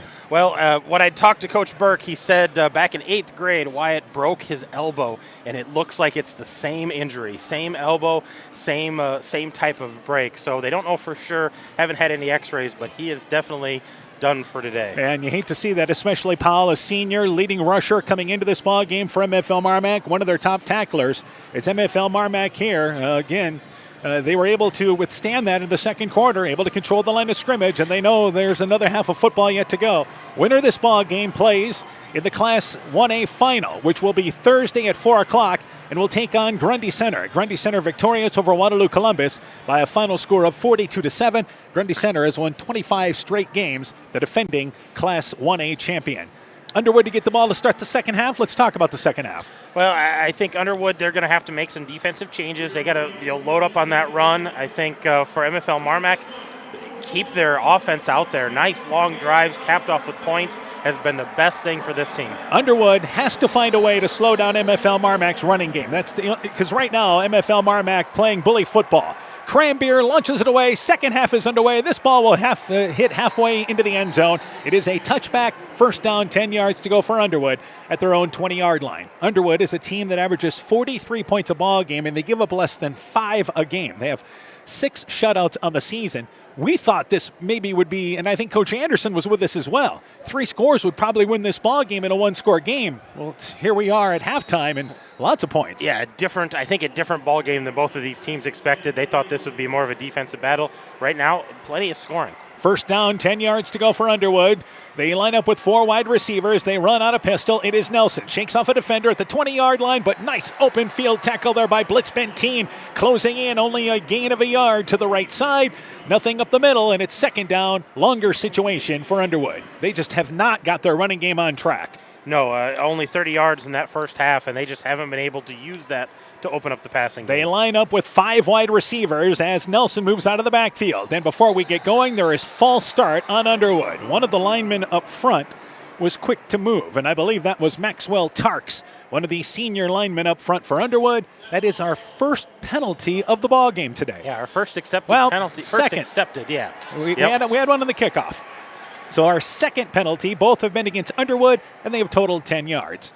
So it's first down and actually second down, 15 yards to go. Same formation for Underwood with 5 receivers, but Nelson now moves into the backfield, and he'll move to the right of the quarterback, Lutt. So it's second down, 15 yards to go, 13 yards to go. Right side, inside screen pass caught by Van Fossen. Van Fossen brings it back to the 22-yard line, picks up a couple of yards, stacked up by a host of Bulldogs there, including Dylan Jones. Also there as well, Stoddard, and it's just a quick play that gets the penalty back, and it's third down and 8 yards to go for Underwood.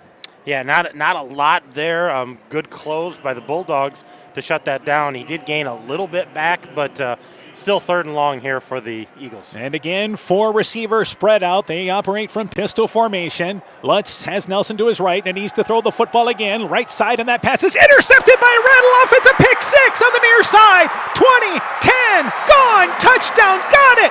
Radeloff read the quick hit play to the left side, jumped the route at the 30-yard line, and the Bulldogs a turnover into points. They lead 27-13. Wow, what a huge play for that Bulldog defense to pick off Lutt and to run it back for the touchdown. The defense scores.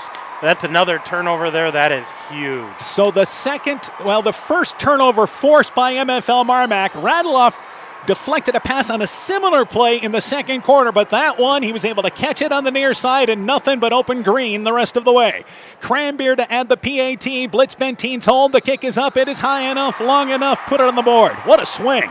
Bulldogs now lead 28-13. Let's take this timeout. Scooters Coffee in Manchester offers a variety of coffees, smoothies, blenders, and breakfast food products served all day long. Scooters Coffee offers fast and friendly service, too. In a hurry? Use the Scooters Coffee app to order, pay, and earn rewards. Simply stop at the drive-thru window and pick up your order. Scooters Coffee is open Monday through Saturday, 5:30 a.m. till 8 p.m. and Sunday, 6 a.m. till 8 p.m. We look forward to seeing you at Scooters Coffee in Manchester. You work hard to make sure your family has everything they need. Life insurance from American Family Life Insurance Company can help financially protect your loved ones by replacing a portion of your income if you were to pass away. That means your family will have the help they need to maintain their quality of life and pursue their dreams. Get the peace of mind you deserve by protecting what matters most. Contact Julie Depke, agent at 563-245-2366 today. American Family Life Insurance Company, 6000 American Parkway, Madison, Wisconsin. The Bulldogs defense gets a touchdown, officially a 34-yard interception return by Bryce Radeloff. Cranbeer's PAT makes it 28-13 with 10:44 to go here in our third quarter. Bulldogs' biggest lead of the night. Well, and not only are the players pumped up, you can hear the MFL MarMac crowd getting into it now, feeling the energy that the team's given off. And it will be Cranbeer to launch it away again. This one a shorter kick. It's returnable as it's picked up there by Robertson. Robertson fumbles it, regroups at the 5-yard line, brings it right side across the 15-yard line, short of the 20-yard line, and he was able to salvage 14 yards out of what was a tough return. And it's first down, 10 yards to go for Underwood, their second possession of the third quarter, and they start from their own 19-yard line. There is an eagle that is down at the 10-yard line for Underwood. And I don't think this was the ball carrier. I think this was somebody else just kind of got blocked and pushed out of the play and went down kind of funny. So they're going to check them out. And now we have an official's timeout. So with 10:38 to go in this third quarter, I should say, MFL MarMac leads 28-13. They've sent both teams to the sideline. We've got an injury timeout. Let's take this break. Broadband is more important and versatile than ever, and you no longer need a home phone to utilize Neat's fiber broadband service. Freedom plans are now available to all subscribers on Neat's fiber network in and around Farmersburg, Luena, Monona, Postville, and St. Olaf. With speeds up to 250 meg, Neat's managed Wi-Fi is also included at no additional cost. Call today for more information on Neat's new Freedom plans and enjoy reliable, super-fast broadband internet service from Neat. Call us at 539-2122 today to discuss which Freedom plan is best for you. Neat, connecting you now. So a quick 30-second injury timeout. The injured player, and this was good to see, Charlie Myers is a freshman on special teams, but he was able to get up, kind of shake the shoulders off and walk his way over to the sideline. So back from the injury timeout, first down, 10 yards to go. At their own 19-yard line is where Underwood has their second possession. They throw the football left side out of the backfield. It is caught. That is Van Fossen. Left side across the 25-yard line. Tackled there short of the 30-yard line. He was the motion back and just ran out of the backfield untouched. Stoddard makes the play, but a 7-yard pickup on first down, probably closer to 9 on that play. Yeah, about a 9-yard gain. Nice gain there by Van Fossen. So Underwood down by 15 points. Underwood's only loss this year was to Van Meter. Van Meter, by the way, is playing in the Class 2A semifinals. So it's second down, a yard to go. They lost that game by 7 points. They run the football up the middle. It is Nelson. Nelson has first down up the middle across the 30 to the 35-yard line. But this is the biggest deficit that Underwood has faced all year. Yeah, they're not used to playing from behind, and they're not used to being behind this long. So 28-13, MFL MarMac in the lead. But Underwood certainly has the ability here to put up points. They average 43 points a game. 2 receivers to the left, 2 to the right. First down, 10 yards to go. And again, as Lutz brings him up under, I should say, from shotgun, he looks over to the sideline to make sure what the signal is once again. But it's first down from the left hash mark, and they run the football, nothing up the middle. Handed it to Nelson, and again, the yardage has just been so tough between the tackles. Blitz Benteen on the bottom of that pile for the Bulldogs. That's a loss of a yard. 2nd and 11. Yeah, just nowhere to go there. Having a hard time getting that offense moving. So second down and long, and quickly up to the line of scrimmage. 2 receivers to the right, now a single receiver to the left. Let the sophomore quarterback, 6'3", 200-pound sophomore, gets the snap and looks to throw the football. He's got time, right side hit as he throws it, looking down the field at the 30-yard line. The pass is caught, completed to Boothby, and he is gone at the 20. 10 goes in for the score, touchdown, got it. That is a 66-yard bomb. Lutt hooking up again with his favorite target, Boothby, and just like that, Underwood right back into things at 28-19. Yeah, that was just a well-thrown ball, and at first glance it looked like it was a little too long, and Boothby turns on the Jets, able to catch that thing, reel it in, 66 yards, in for the touchdown. That is Boothby's 3rd catch, over 40 yards in this ball game, and now they will go for 2. 2 receivers to the left, 2 to the right. Nelson is to the right of the quarterback, Lutt. They're going to try to make it here a 1-score game. They send Boothby in motion. They slant play over the middle. It is caught. The tight end just ran quickly into the middle of the end zone. Van Fossen catches it. The conversion is good. 9:04 left in the 3rd. Underwood with a quick punch back. 28-21. Bulldogs lead trim to 7. Let's take this break. People's State Bank is locally owned and locally managed with 20 convenient locations in southwest Wisconsin and northeast Iowa. If you're looking for a place where you're more than just a number, but still have access to convenient technology, we're it. As a community bank, we're proud to support many of the local charities, county fairs, community events, and more. When you become part of People's State Bank, you can be confident that you're standing with a good cause. People's State Bank, community-minded, just like you. Member FDIC and equal housing lender. MFL MarMac Football is brought to you in part by Ann E.H. Cruz, attorney at law, McGregor, Ellen Real Estate Company with offices in Monona, Strawberry Point, and Guttenberg, the Lomena Tap, home of the award-winning Philly, Elite DJ Service in Monona, Nick's Excavating and Kane Construction in Farmersburg, T&K Cahoon, your Napa dealer in Monona, St. Olaf Ag Sales and Service, Growl Logs and Lumber in Elkader, Timber is a Crop, Harvest Wisely, Dean Family Chiropractic in Claremont, and Bacon Concrete in Postville. Well, time of possession favors MFL MarMac, but the big plays, that's for Underwood. And they just hooked up Boothby, a 66-yard pass from Lutt to Van Fossen for the conversion pass. And it's 28-21, and we have only played a little under 3 minutes here in our 3rd quarter. Well, and Underwood's back on track here, a 7-point ball game, and they're going to try to get another stop out of the Bulldogs here. Difference in the ball game right now is the pick-6 turnover that MFL MarMac had on their last possession, and Bulldogs got to get an offense out there, get this in a good position to just grind it out, get some clock burned off. Yeah, this will be MFL MarMac's first touch on offense here in this second half. So it's 28-21, MFL MarMac in the lead. Obviously that conversion huge. They had missed the PAT earlier, but getting 7 points, getting 8 points there on the conversion makes it a 7-point game. And it will be, again, Bayshore to launch it away for Underwood.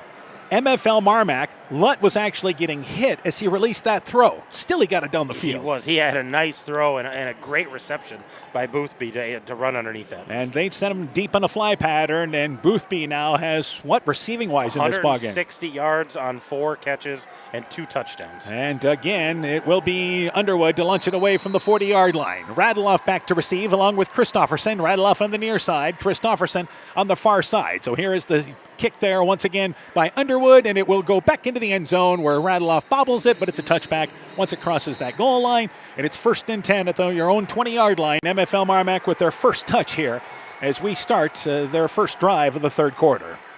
Yeah, this is going to be an important drive for the Bulldogs to reestablish that ground game, start burning the clock, time management, everything we've talked about that they did so well in that second quarter. And for MFL MarMac, able to run the football, 220 yards rushing in the first half. Let's see what Underwood does here to try to take that away. Yeah, what kind of adjustments did they make to try to slow down that run game? So first down, 10 yards to go. Blitz Benteen goes out of pistol formation. McHugh is to his left. They line up actually with 4 receivers. And on this play, Blitz Benteen back to McHugh, hit in the backfield, and he's going to lose yardage. Number 53, Colin Van Tilburg, a senior defensive lineman. One of the rare times tonight that the Bulldogs have had negative yards. They lose 2 on first down. Well, and that was a great read by that guy up front, getting into the backfield and knowing what was coming, and secured McHugh before he could get his legs going. So it puts the Bulldogs behind the chains at second down, 12 yards to go as they operate from the middle of the field. Hansen and Christofferson, receivers to the left side. Radloff now being moved over in the backfield. Blitz Benteen works out a pistol. He'll move Radloff to a wingback spot on the right side. Second down, 12 yards to go. Quick hit play, left side. Christofferson catches it across the 20, 25-yard line, then quickly drilled right there and brought down. But he picks up 6 yards on a swing play to the left side, and Maxwell Tarks made the hard hit at the 26-yard line. Yeah, nice gain there by the Bulldogs to get that ball out and maybe get back on time with their movement. And again, that's the second completed pass MFL MarMac has had. But again, just a quick underneath route, but you still got positive yardage out of that. Oh, yeah. Again, closer to 7 yards on that. Yeah, about 8 yards on that, so third and about a 4 here. So third down, a long 4. As they work with 2 receivers to the right. Radloff goes in the backfield. Blitz Benteen keeps it. First down across the 30-yard line. Spins ahead to the 35-yard line. Blitz Benteen running hard. Continues to gash between the tackles and picks up a solid 7 yards there for first down. Yeah, just a straight quarterback draw there, and great blocking by the big guys up front again for the Bulldogs. Kudos to that line, giving him that space. He ended up at the 35-yard line, but they're going to say he was down, that the forearm touchdown at the 33-yard line. Still a solid pickup and first down yardage for MFL MarMac on 3rd and 4. They pick up 7 yards on that play. So first down, 10 yards to go, and they go back with McHugh, left side. McHugh hit in the backfield, and he will not get back to the line of scrimmage. Down low was number 5, Maddox Nelson, hanging on, able to slow him down. They will give him forward progress to the 33, but it's no gain. It's 2nd and 10. Now they're really queuing in on McHugh there, knowing where he's at and solidly taking him to the ground. So somebody else is going to have to step up here and pick up some yards for the Bulldogs. Yeah, McHugh has averaged close to 5 yards per carry, but his last 2 rushes have resulted in negative 2 yards. So second down, 10 yards to go. 6:45 left in our third quarter. Bulldogs leading 28-21. McHugh in the backfield. Radloff is to his right, and they run the read option. Blitz Benteen going to keep it. 35-yard line, able to back his way to the 40-yard line. Short of first down as he's tackled once again by Tarks. But they still pick up close to 4 yards on that, closer to 6 yards. I'd give him 7, and it's 3rd and 3. Well, those are all hard yards there by Blitz Benteen because he's able to initiate contact, he likes the contact, and he's always falling forward when he finishes. And Blitz Benteen goes over 100 yards on the night. So halfway through the third quarter, another third manageable for MFL MarMac at the 40-yard line. They have to get across the 43-yard line. MFL MarMac only got stopped on the first drive. Otherwise, they have ended in touchdowns on offense. Third down, 3 yards to go. They run it with McHugh. McHugh hit at the line of scrimmage again, and that's not going to happen. He's not going to get to the first down marker. Again, plugged up front, maybe back to the line of scrimmage. And it's going to be 4th down and 3 yards to go for MFL MarMac. Yeah, and there's a decision time here, and I don't know if there's a decision here at all. You got to punt this away and play some field position. I think that decision has been made with Christofferson, your punter, checking out of the ball game. MFL MarMac, and this is how they've been. They've stayed aggressive throughout the postseason. Went for it against West Branch in a similar situation. 4th down, 3 yards to go. Blitz Benteen with him under center. Let's see if they can get maybe Underwood to bite. Long count from Blitz Benteen, and the MFL MarMac Bulldogs take a timeout. Trying to get Underwood to maybe change the cadence and jump off sides. Did not happen. They held true. Timeout MFL MarMac. 5:19 left in the third. Big 4th down coming up. Let's take this break. It's back to school time again, and that means the fall sports season is in full swing. Dr. Mark Foey, Dr. Jessica Wilkie, Dr. Courtney Wicken, and the staff of Family Dentistry Associates of Monona wish all of our area cross-country, volleyball, and football student athletes a very healthy and successful season. Get out and support your local school sports teams this fall. Family Dentistry of Monona, where health-changing smiles are created. Being good at life means getting your finances together so you can focus on the moments that matter most. With over 175 years of expertise, New York Life Insurance Company provides you with benefits you can enjoy while you're, living. So give your local agents, Andrew Reimer or Troy Springer in both Guttenberg and Monona, a call. You can reach Andy or Troy at 563-252-2471. That's 563-252-2471. They can help you and your family be good at life. So it's 4th down for MFL MarMac, and it looks like they are going to go for it. So they took a timeout. They were trying to get Underwood to jump off sides. They're at the 41-yard line in their own territory. They have to get to the 44-yard line for a first down. Their punter is Christofferson. He's lined up as a receiver to the right side. So Blitz Benteen comes under center. Here's a 4th down play for MFL MarMac. Blitz Benteen, the long count. Toss play left side. It is Radeloff. Radeloff, first down. Blitz Benteen helped clear the path on the left side. McGew, the lead blocker. They bring it out to the 45-yard line. Needed 3. Radeloff gets him 4 and moves the chains. That was a gutsy call by Coach Anderson, but it turns out in a positive way for him. Pick up the first down, move the chains, and you can hear the air go out of the Underwood crowd. They have always been aggressive. That has been their philosophy, and even though the numbers tell you probably should have punted there, they know that they need points. Inside 5 minutes left here in the third quarter. Bulldogs leading 28-21. They operate from the left hash mark with a fresh set of downs. First down, 10 yards to go, same play. Toss play to Radeloff. Radeloff, better defended, only picks up a couple of yards as they try to go through the right side of the line. It's a pickup of 2, and David Kilbarda Foot making the play. It's second down, 8 yards to go. Had they run that play on 4th and 3, it would have been short. Yeah, analytics be darned. Let's play some smash mouth football, pick it up, and here's MFL MarMac still with the ball. And they're at their own 46-yard line, so they, again, have just methodically moved the ball down the field all afternoon. They punted on their first series, otherwise they have not been stopped offensively. We approach 4 minutes left in our third quarter. Second down, 8 yards to go. Stoddard at a wing back to the left side. Here's the spread option, and competing is Blitz Benteen. Steps across midfield. He's got a first down as he's able to reach inside the 45-yard line. Just high stepping over bodies.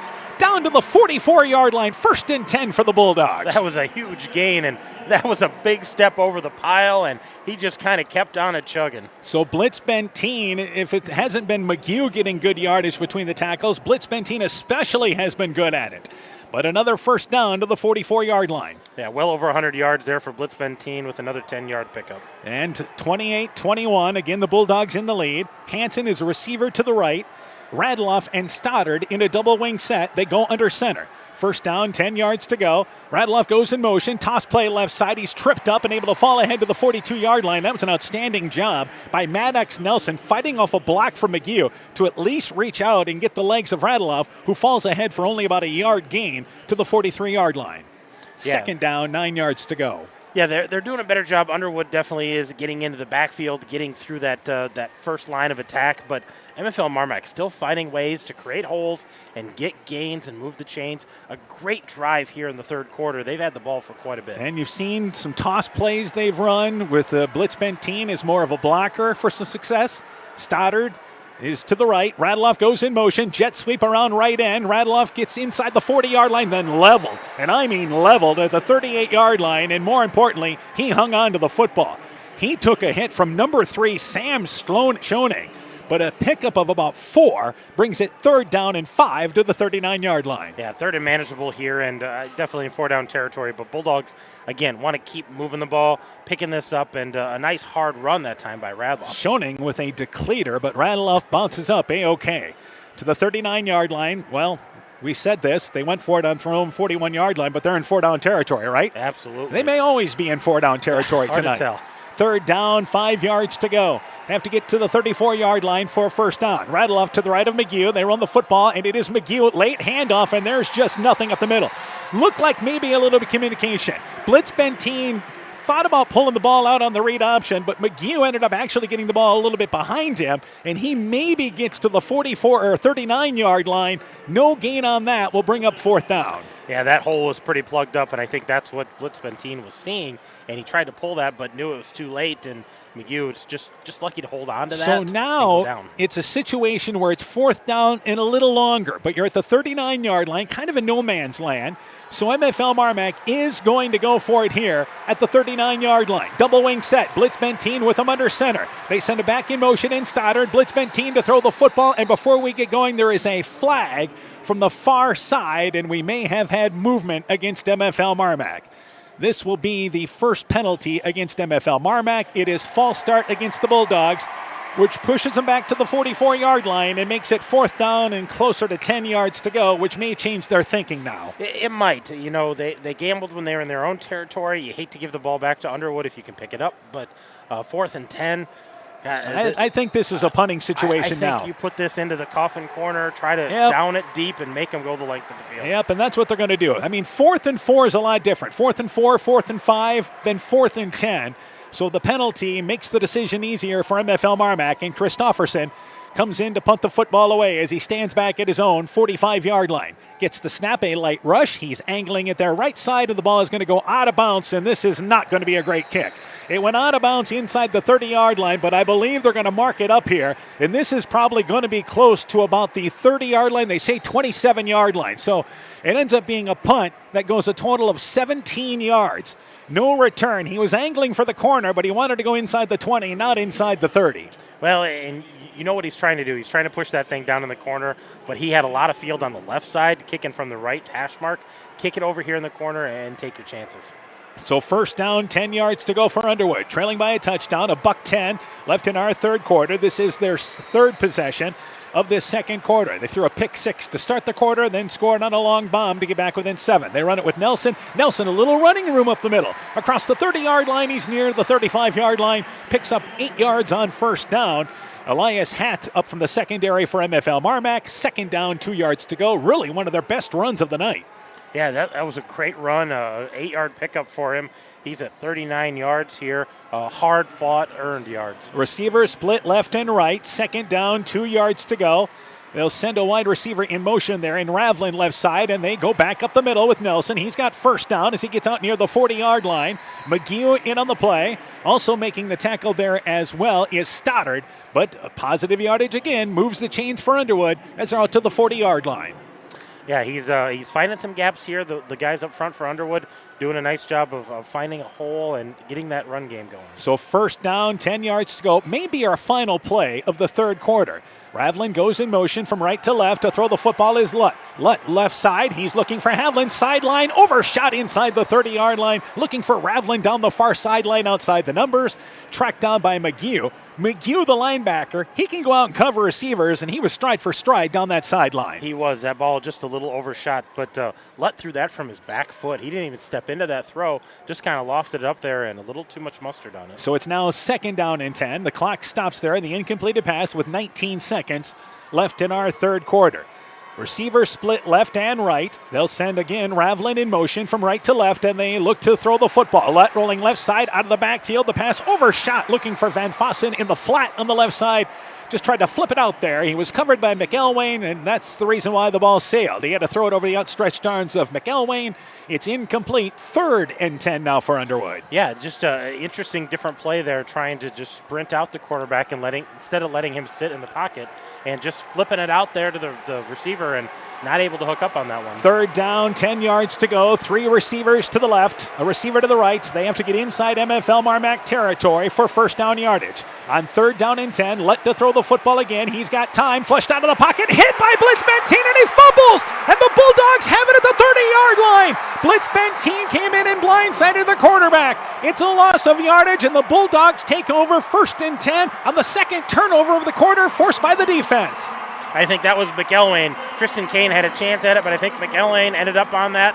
What a huge turn of events there. Another turnover against the Eagles. Blitz Benteen came from the side, and there was, again, Kane along with McElwain, and it was McElwain who fell down on it at the 30-yard line. Blitz Benteen had a shot that you can only dream of with a quarterback facing you there. Didn't realize he was coming, and the Bulldogs take over at the 30-yard line with 5 seconds left in the third quarter. Yep, and getting the ball back here. They're going to try to drag this out and have a nice long drive. First down, 10 yards to go, double wing set. MFL MarMac had a pick 6 in the quarter, 1st and 10 at the 30-yard line. Stoddard in motion. He'll get the handoff left side. His first touch. Stoddard inside the 25-yard line. Correction, it's a Rattleoff. Rattleoff goes inside the 20, and he's pushed ahead to the 15-yard line. He picked up half the distance on that play. Rattleoff around left end, and the third quarter comes to an end. Bulldogs marching, leading 28-21. You're listening to MFL MarMac football on KCTN, Garnavillo, Elkader, Iowa. We know that potential is greatly enhanced through hard work and dedication. At Viafield Cooperatives, we promise to provide innovative products and dependable service to help you meet and exceed your potential. From agronomy to energy, grain to feed, Viafield is excited to provide growing opportunities for both producers and consumers at 18 locations throughout northern Iowa and southern Minnesota. Want to learn more about Viafield? Go to viafield.com. Viafield is a proud supporter of our local student athletes.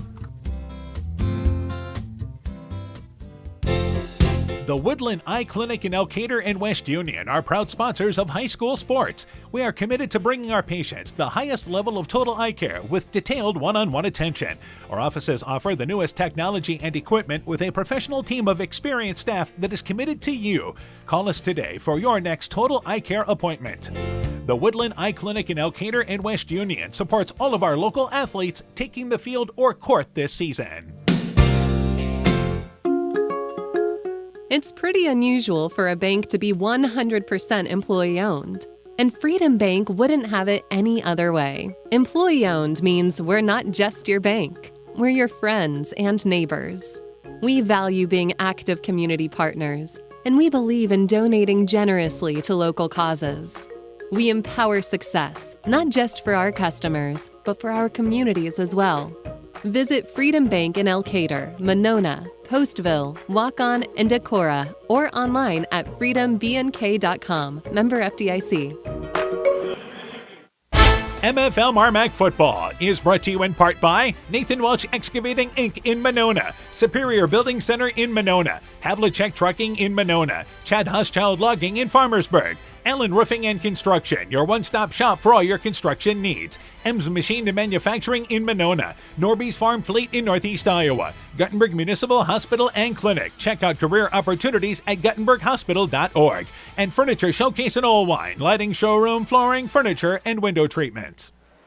Welcome back here as we get ready to start the fourth quarter. Both teams putting up touchdowns in that third quarter. MFL MarMac got a 34-yard interception return from Bryce Rattleoff, and then Underwood answered on a 66-yard pass play let to Boothby. Both PATs good, 28-21. MFL MarMac in the lead as we start the fourth quarter, and they have first down, 10 yards to go at Underwood's 15-yard line. Yeah, just knocking on the door here again. Great field position and looking to get another score, extend this lead. Receiver split left and right, double wing set. Blitz Benteen goes under center. First down, 10 yards to go. And again in motion, they run the football with McGew. Stoddard went in motion. McGew a couple of yards up the middle, just stayed on that left hash mark, gets down to the 11-yard line, picks up 4 yards on first down. So second down, 6 yards to go. 2 turnovers in this ball game, both of them from Underwood. Yeah, Underwood put it on the ground there with the quarterback sack, and then they had the pick 6 earlier. So 2 huge turnovers to MFL MarMac's advantage. In games like this, that's always a battle. You know, who wins the turnover battle tends to be the team there that ends up being successful. Second down, 6 yards to go at the 11-yard line. And again, Radloff is in the backfield. Toss play left side. Blitz Benteen helps block, but he'll get only to the 10-yard line and not any further. Better defense by Underwood. They've done a better job against the rushing attack here this second half, but it's down to the 10-yard line, and it's third down, 5 yards to go for the Bulldogs. And definitely four down territory here, but they would like to get this picked up and punch this in. You know, that 2-score lead is way more comfortable knowing that Underwood is such a quick strike offense. And if, say, for instance, you get stopped on this play, do you look at a field goal? Ben Cranbeer is 4 of 8 field goal wise this year. They tried a 57-yarder a couple of weeks ago. Yeah, outside in the cold, so much better conditions in here. 3rd down, 5 yards to go, but they're thinking touchdown first. 2 receivers to the right, a receiver to the left, and they run the football with McGee. McGee at the 10-yard line, gets to the corner. McGee backs his way inside the 5-yard line, pushed out of bounds there, and it's 1st and goal. McGee just lowered his shoulder around left end, picks up 6 yards down to the 4-yard line. 1st and goal for the Bulldogs. And the stiff arm got him the first down. He could have been stopped, and he put that stiff arm out, picks up a couple more yards, and good for the first down, 1st and goal in the 4. 10.5 and counting. MFL MarMac has dominated time of possession in this ball game. They have had a number of lengthy drives. This is only a drive that started at the 30-yard line of Underwood. Yeah, but it still ended the 3rd quarter. We're 2 minutes into the 4th quarter. They love to just burn that clock and pick up first downs. 2 receivers to the left, and Radloff at a wing back to the right side. They go out of pistol formation, back to blitz Benteen. Right side it is McGee around end, and McGee strolls in for his 4th touchdown off right side. A 4-yard run by Quinn McGee. And after the fumble by Underwood, the Bulldogs take advantage of the short field. They lead 34-21 here in the 4th. And that was a huge, like I said, put them up by 2, and they're going to kick the extra point here, hopefully go up by 14, and they got to play some defense now. So with 10:02 to go in our 4th quarter, Cranbeer trying to stay perfect on the PATs. Blitz Benteen to hold. Here is the snap. It's a bouncing ball back to Blitz Benteen, and it's like a ground ball that goes over his shoulder. It is no good, and it is recovered by Underwood. Schoening falls down on it at the 17-yard line. So the conversion fails. 10:02 to go in the 4th. 34-21. MFL MarMac in the lead. Let's take this break. When I started out in the car business, my dad gave me some good advice. Hi, it's Forrest Brown with the Browns family of dealerships. What my dad told me is when you sell someone their first car, you need a good sales department.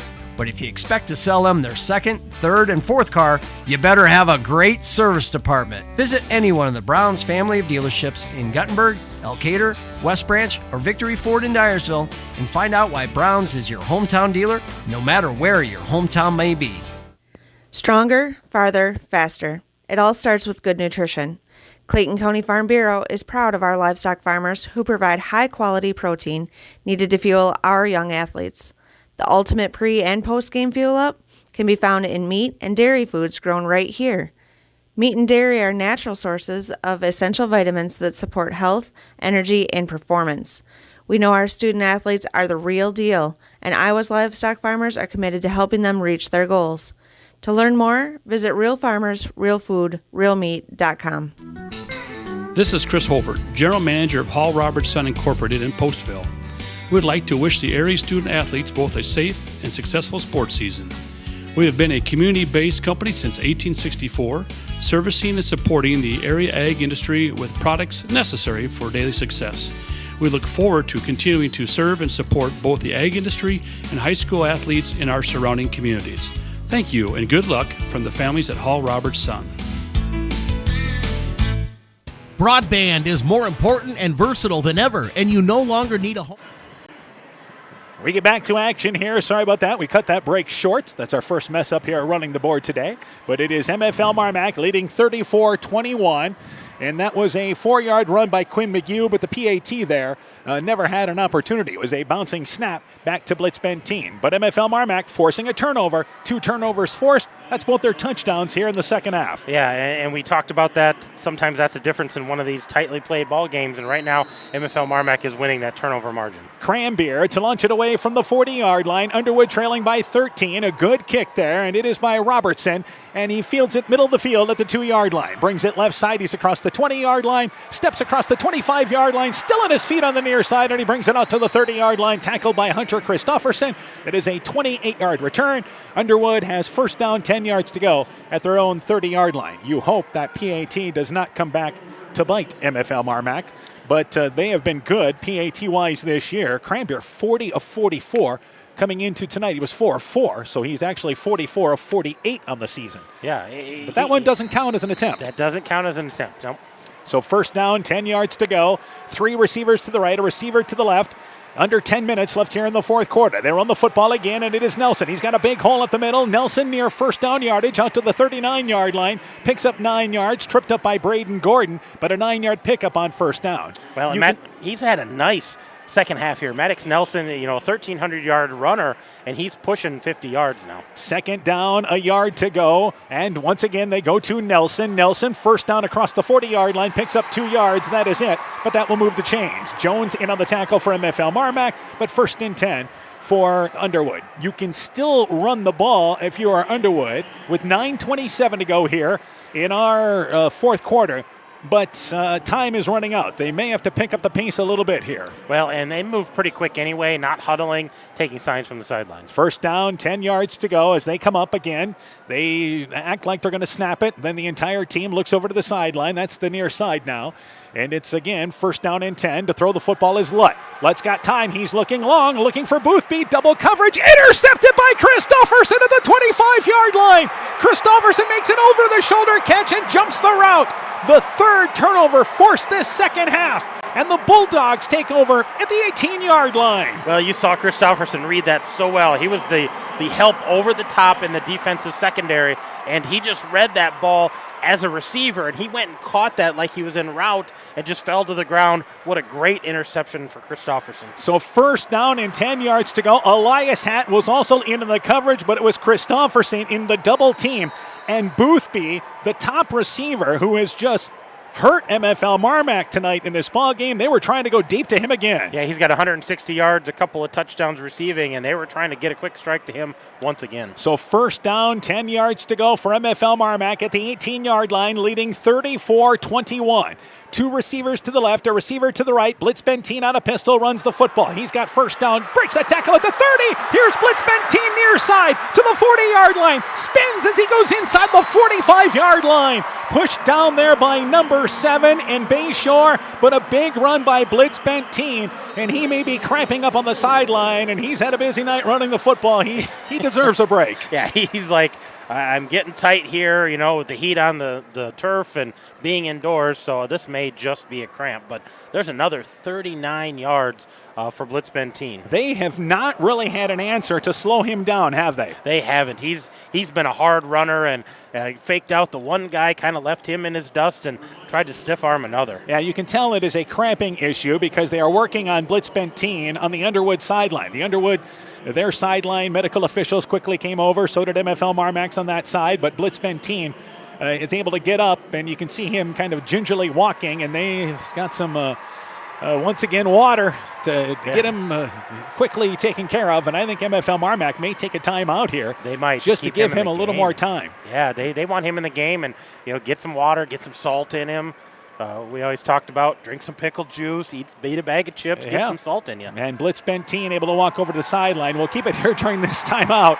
And Blitz Benteen, as he gets to the sideline, raises a fist to the MFL MarMac faithful, and they respond. You bet. The crowd's been in this ever since that halftime. They came out with a lot of fury and a lot of support on the sidelines, and man, they've been in the ball game. So at the 43-yard line is where they say Blitz Benteen went down, and Elias Hatt will take over at quarterback. Now this is why you saw Hatt taking reps as the season went on. In case you got into a situation where you needed Blitz Benteen as a running back or you needed a backup quarterback, so Hatt can run everything that you run. He does. He doesn't run the ball quite as hard maybe as Blitz Benteen, but he does a nice job at quarterback. And on first down, they run the football with McGew. Left side, McGew's to the 40-yard line, and he's able to spin ahead to the 39-yard line. Brought down in the open field there by Schoening, but it's a 5-yard pickup on first down. And they run out of pistol formation with Hatt even. Yeah, Hatt did a nice job there running that fake out, and I'd be curious to see if he holds that ball sometime. They're going to cue on McGew a lot here, so if he fakes that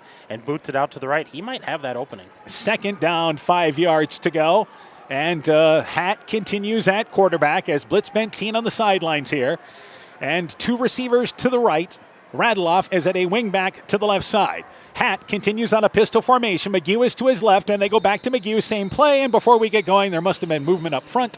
I think MFL MarMac, one of the linemen, jumped early, and that negates what looked like positive yardage for McGew once again. Yeah, just a pre-snap penalty there. We've had a well-played game, so not a lot of miscues by either team. Yeah, second penalty against MFL MarMac. Underwood's only committed 2. Inside 8 minutes left in our fourth quarter. Moves it back to the 43-yard line. So it negates the 5-yard run by McGew and makes it second down and 10 yards to go. Christofferson brings the play in from the sideline. Parker Keel comes in as a wide receiver as well as Hansen checks out. Bulldogs operate from the left hash mark. Clock restarts. It'll be close to 7.5 by the time they snap this. Bulldogs lead 34-21. Two receivers to the right, that's the far side of the field, and they run the football with McGew. McGew around left side, cannot get to the edge. He's going to lose yardage. Back to the 45-yard line. In run support was Nelson off the right side. It's a loss of 2, going to make it 3rd and 12 for the Bulldogs. Well, and Elias Hatt can throw the ball. He's not unaccustomed to that, and he's got a nice arm. Curious if the Bulldogs air it out here, try to pick this up with a pass, or stick to maybe a delay or run with blocking downfield. Stoddard along with Hatt. Hatt went to the sideline to make sure what they're doing on this 3rd down play. 3rd down, 12 yards to go. Inside 7 minutes now left here in our 4th quarter. Bulldogs trying to put things away here in this 4th quarter, but looking 3rd and long. Stoddard goes in motion. Hatt runs the football with McGew up the middle. McGew gets inside the 40-yard line. They push the pile ahead. He goes down to the 35-yard line. Gordon jumped in from behind to help push the pile ahead. So did Radloff. And they bring it now to the 35-yard line, which makes it 4th down and a long 2 for the Bulldogs. And they're going to go for this here. They're going to try to keep this clock running. They're going to try to keep the ball in possession, try to pick up this 1st down, keep Underwood's defense on the field. That was a great job by MFL MarMac. The ball came out late, but MFL MarMac picked it up anyway. Schulte picked it up, but I believe they say McGew was down anyway at the 35-yard line. But it's 4th down. MFL MarMac 1 for 1 on 4th downs tonight. 4th down from the 35-yard line. Hatt goes under center here. So 4th down, and before this play gets going, Underwood wants a timeout here. So with 6:09 to go in our 4th quarter, timeout taken here. It is actually MFL MarMac taking the timeout. We'll take this break. A huge 4th down coming up. Bulldogs lead 34-21. Are you wanting to eat better, feel better, get your weight or other numbers under control, and need someone to hold you accountable? This is Brandy Strube, registered dietitian with Veterans Memorial Hospital. I welcome consultations with patients of all ages and look forward to helping you meet your nutritional goals. Please call the hospital to set up an appointment or ask your doctor for a referral at your next visit. Exceptional caring people, Veterans Memorial.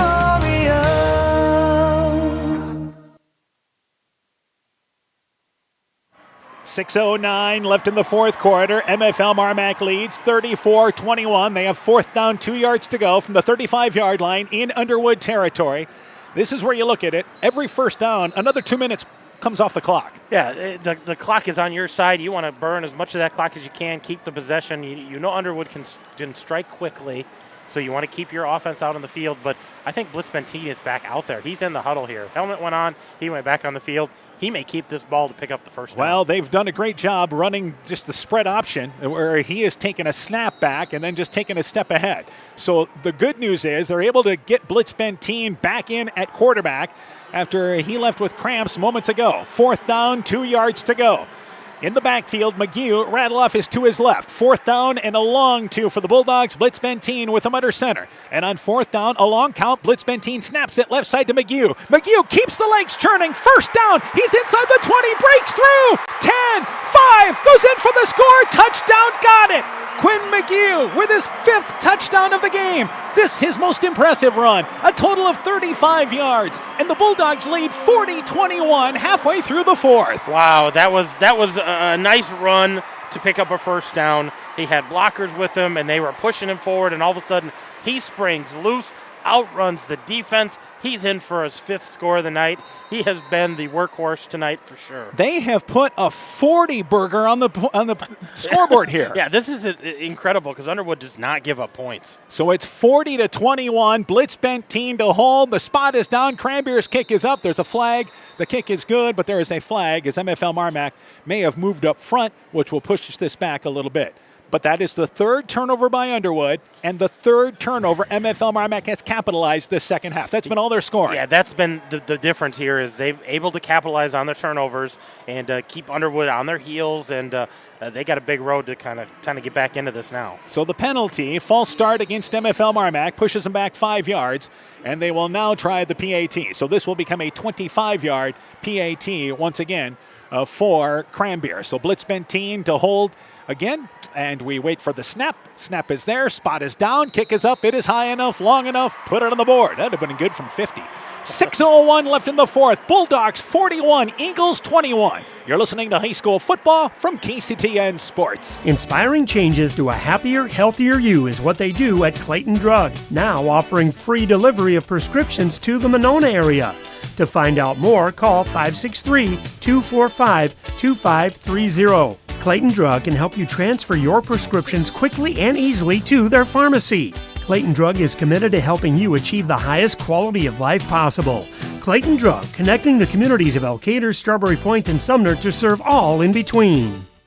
MFL MarMac football is brought to you in part by Community Insurance of Iowa, Hometown Agency Monona, Auto, Home Business, Crop Farm, and Life, the St. Olaf Tavern, Pat's Electric of McGregor, Smitty's Oil and Tire in Monona, Garden View Place in Monona, Innovative Ag Services of Elkader, Monona, and Waukon, Rivals Inc., custom gear, screen printing, embroidery, and online shopping at rivalsinc.com, and Farmer Savings Bank of Colesburg, Elkburg, Garber, Strawberry Point, and Arlington, member FDIC.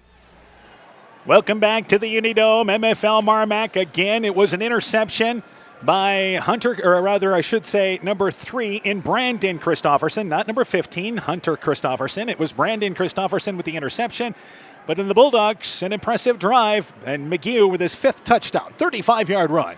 Cranbeer's PAT makes it 41-21. Bulldogs in the lead by 3 scores with 6:01 left here in the fourth. And I don't think either one of us would have thought this much scoring by either team was going to happen today. We thought this would be much lower scoring. Cranbeer from the 40-yard line launches it away. It is returnable. It is picked up there by Robertson at the 5-yard line. He brings it left side. He's out to the 20-yard line, 25-yard line, still on his feet at the 30-yard line. He'll be tackled there at the 31-yard line.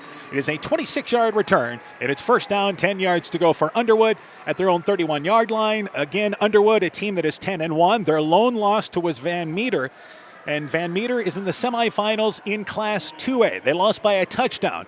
So this is their biggest deficit they have faced. This is the largest point total they've given up this year. Van Meter scored 21 against them previously. Yeah, this is a lot of scoring for them to give up, and they've got the offense to get back in it. And they'll have to throw the football exclusively. Hit play, left side, caught by Ravlin. Ravlin to the 40-yard line, tackled there by a host of Bulldogs, including Stoddard in that area, and also McElwain. It's out to the 40-yard line. It is a 9-yard pickup. The Bulldogs will give up everything underneath and nothing over the top. They move the chains on that, so give them 10. Yeah, give them 10 yards on that. They're going to be a pass first and run if need be. 3 receivers to the right, 2 to the left. It's an empty backfield. Let to throw the football again. Quick out. It is caught by Ravlin. 45-yard line. Steps out of bounds on the near side. At the 47-yard line, chased out of bounds by Blitz Benteen. Quick pitch and catch to the left side. It is a 7-yard pickup. Clock stops with 5:33 left in the fourth. And again, up to the line of scrimmage is once again Underwood. Underwood snap back to Lutt. This is playground football now. He's looking left side. He's got Ravlin open in the near side. Overshot at the 30-yard line. He was all alone. Christofferson coming over late, but that would have been a one-on-one situation. Ravlin just overshot on the pattern on the near side from Lutt. Well, and Christofferson is over the top help there, and there was nobody who took the receiver from the line of scrimmage. So that's why he's looking around like, whose guy is that? I'm just the help over the top. 3rd down, 4 yards to go. Underwood is definitely 4 down the rest of this way. And they bring now Nelson into the backfield. 3rd down, 4 yards to go. Snap back to Lutt. Lutt to throw the football again. He's got time, looking left side, and that pass is in and out of the hands up the hash mark there to number 24, Jake Van Fossen. And there was 3 Bulldogs in that area. Stoddard, Christofferson as well. It is incomplete, and it's going to be 3rd down, 4th down now, and 3 yards to go. They were looking for the seam route there. And Lutt took a shot there. I think that was Tristan Kane who came in really late and got there right as the ball was leaving. So Lutt took a shot that time, but not able to get the completion. So 4th down, 3 yards to go. 2 receivers to the left, 3 to the left now, and 2 to the right. Underwood trying to keep this drive alive. Nelson goes into the backfield. Here's the snap, and before we say that, they look over at Lutt. Double checks the sign on the sideline. He was the only one that looked over that time. Lutt to throw the football again. 4th down, left side. The pass is caught. 1st down. Completed there to Van Fossen. Van Fossen brings it inside MFL MarMac territory. Pushed out of bounds on the near side by Stoddard. Down at the 42-yard line. 1st and 10 for Underwood. Yeah, nice pickup there by Underwood on a 4th down play, needing to get a drive going. And they had enough to keep it moving. 3 receivers to the right now, 2 to the left. The clock stops with 5:21 left in the fourth. Bulldogs lead by 20 right now. And on 1st and 10, Lett to throw the football again. Slant play, dropped. The pass intended for Van Fossen. Just ran an in route at the 35-yard line. Hat in on the coverage. It is incomplete. 2nd down, 10 yards to go. And Van Fossen shows a little frustration after missing that one. Well, the only positive for Underwood on that, it does stop the clock. So they have a chance here to regroup. But they need to have some urgency if they're going to try to get back in this. And the Bulldogs, they'll give up anything underneath. Keep the clock moving. 2nd down, 10 yards to go. Back to Lutt. Lutt inside play. It's a screen play to Ravlin. Catches it at the 35-yard line. He'll get to the 34-yard line. Forward progress stopped there by Blitz Benteen. They pick up 7 yards on the quick hit play to the left side. But again, we now go under 5 minutes left in the fourth. Yeah, and like you said, the Bulldogs are going to let those underneath happen. We would expect them to continue to exploit that, but they just want to bend, not break. 3rd down, 2 yards to go at the 34-yard line. Lutt again, double pumps, throws it left side, incomplete. Had to throw that ball a little sooner than he wanted to. Looking for Ravlin on the slant deep left side, incomplete. Hat in on the coverage, but that pocket was converging quickly. It was. They're bringing good pressure up front and sending a couple extra guys here and there, coming from different positions to try to keep Lutt on his toes. Here's another 4th down for Underwood. 4th down, 2 yards to go. 2 receivers to the left and a receiver to the right. In the backfield is Nelson. Also at a wingback spot is going to be Van Fossen. And they throw the football right side. It is caught by Van Fossen out of the backfield near a 1st down at the 32-yard line. He ran from the left wingback spot just a little out into the right flat. It is completed. This will depend on the spot whether or not it's 1st down yardage. Yeah, if he gained the 2 yards, it's just barely because they're giving this a hard look. And they gave him the 1st down. So it's a 2-yard pickup plus, but Van Fossen really kind of stumbled his way towards that far sideline just enough to get 1st down yardage. He was tackled there by Stoddard. But 4.5 as the clock continues to move. Lett to throw the football again. Left side, it is dropped. And again, it was intended for number 8 in Robertson, who just dropped it. Stoddard near the coverage. Hat in that area as well. We mentioned the Bulldogs will give up those 5-6 yard plays without any problem because it keeps the clock moving, but Underwood with another drop. Well, and they're doing a good job of tackling them inbounds to keep that clock moving as well. 2nd down, 10 yards to go. And Lutt rolls out to the left. He's being chased by McElwain, throws it on the run, looking into the end zone, and that ball is caught. And again, it's complete on the near side by Boothby, who's pushed out of bounds inside the 10-yard line. That kid is electric. 1st and goal for Underwood down to the 9. Yeah, that was a nice catch there and a down-the-field play for him. And they rolled Lutt to the near side, out of the pocket to the left side, and gave him half the field to work with. He connects with Boothby once again. So 1st down and goal. 2 receivers to the right, 2 to the left, and they snap it back and Lett to throw the football left side. The ball is deflected at the line of scrimmage, and then it bounces away incomplete. One of the Bulldogs got a hand up there, and I believe it was Deal that time. Yeah, Deal knocked that ball down. He kind of knocked it into the hands of McElwain. He just didn't have a chance to grab a hold of it. That could have been an interception. So 2nd down and goal from the 9-yard line. 4:24 in our fourth quarter. Bulldogs leading 41-21. So far enjoying their first trip to the Dome. 3 receivers to the right, 2 to the left for Underwood. They continue to go hurry up. Lutt to throw the football, looking into the middle of the end zone. Knocked away. There's a pass interference. There was a lot of coverage. He was looking for Nelson over the middle of the field in the back of the end zone, and a couple of Bulldogs in on the coverage.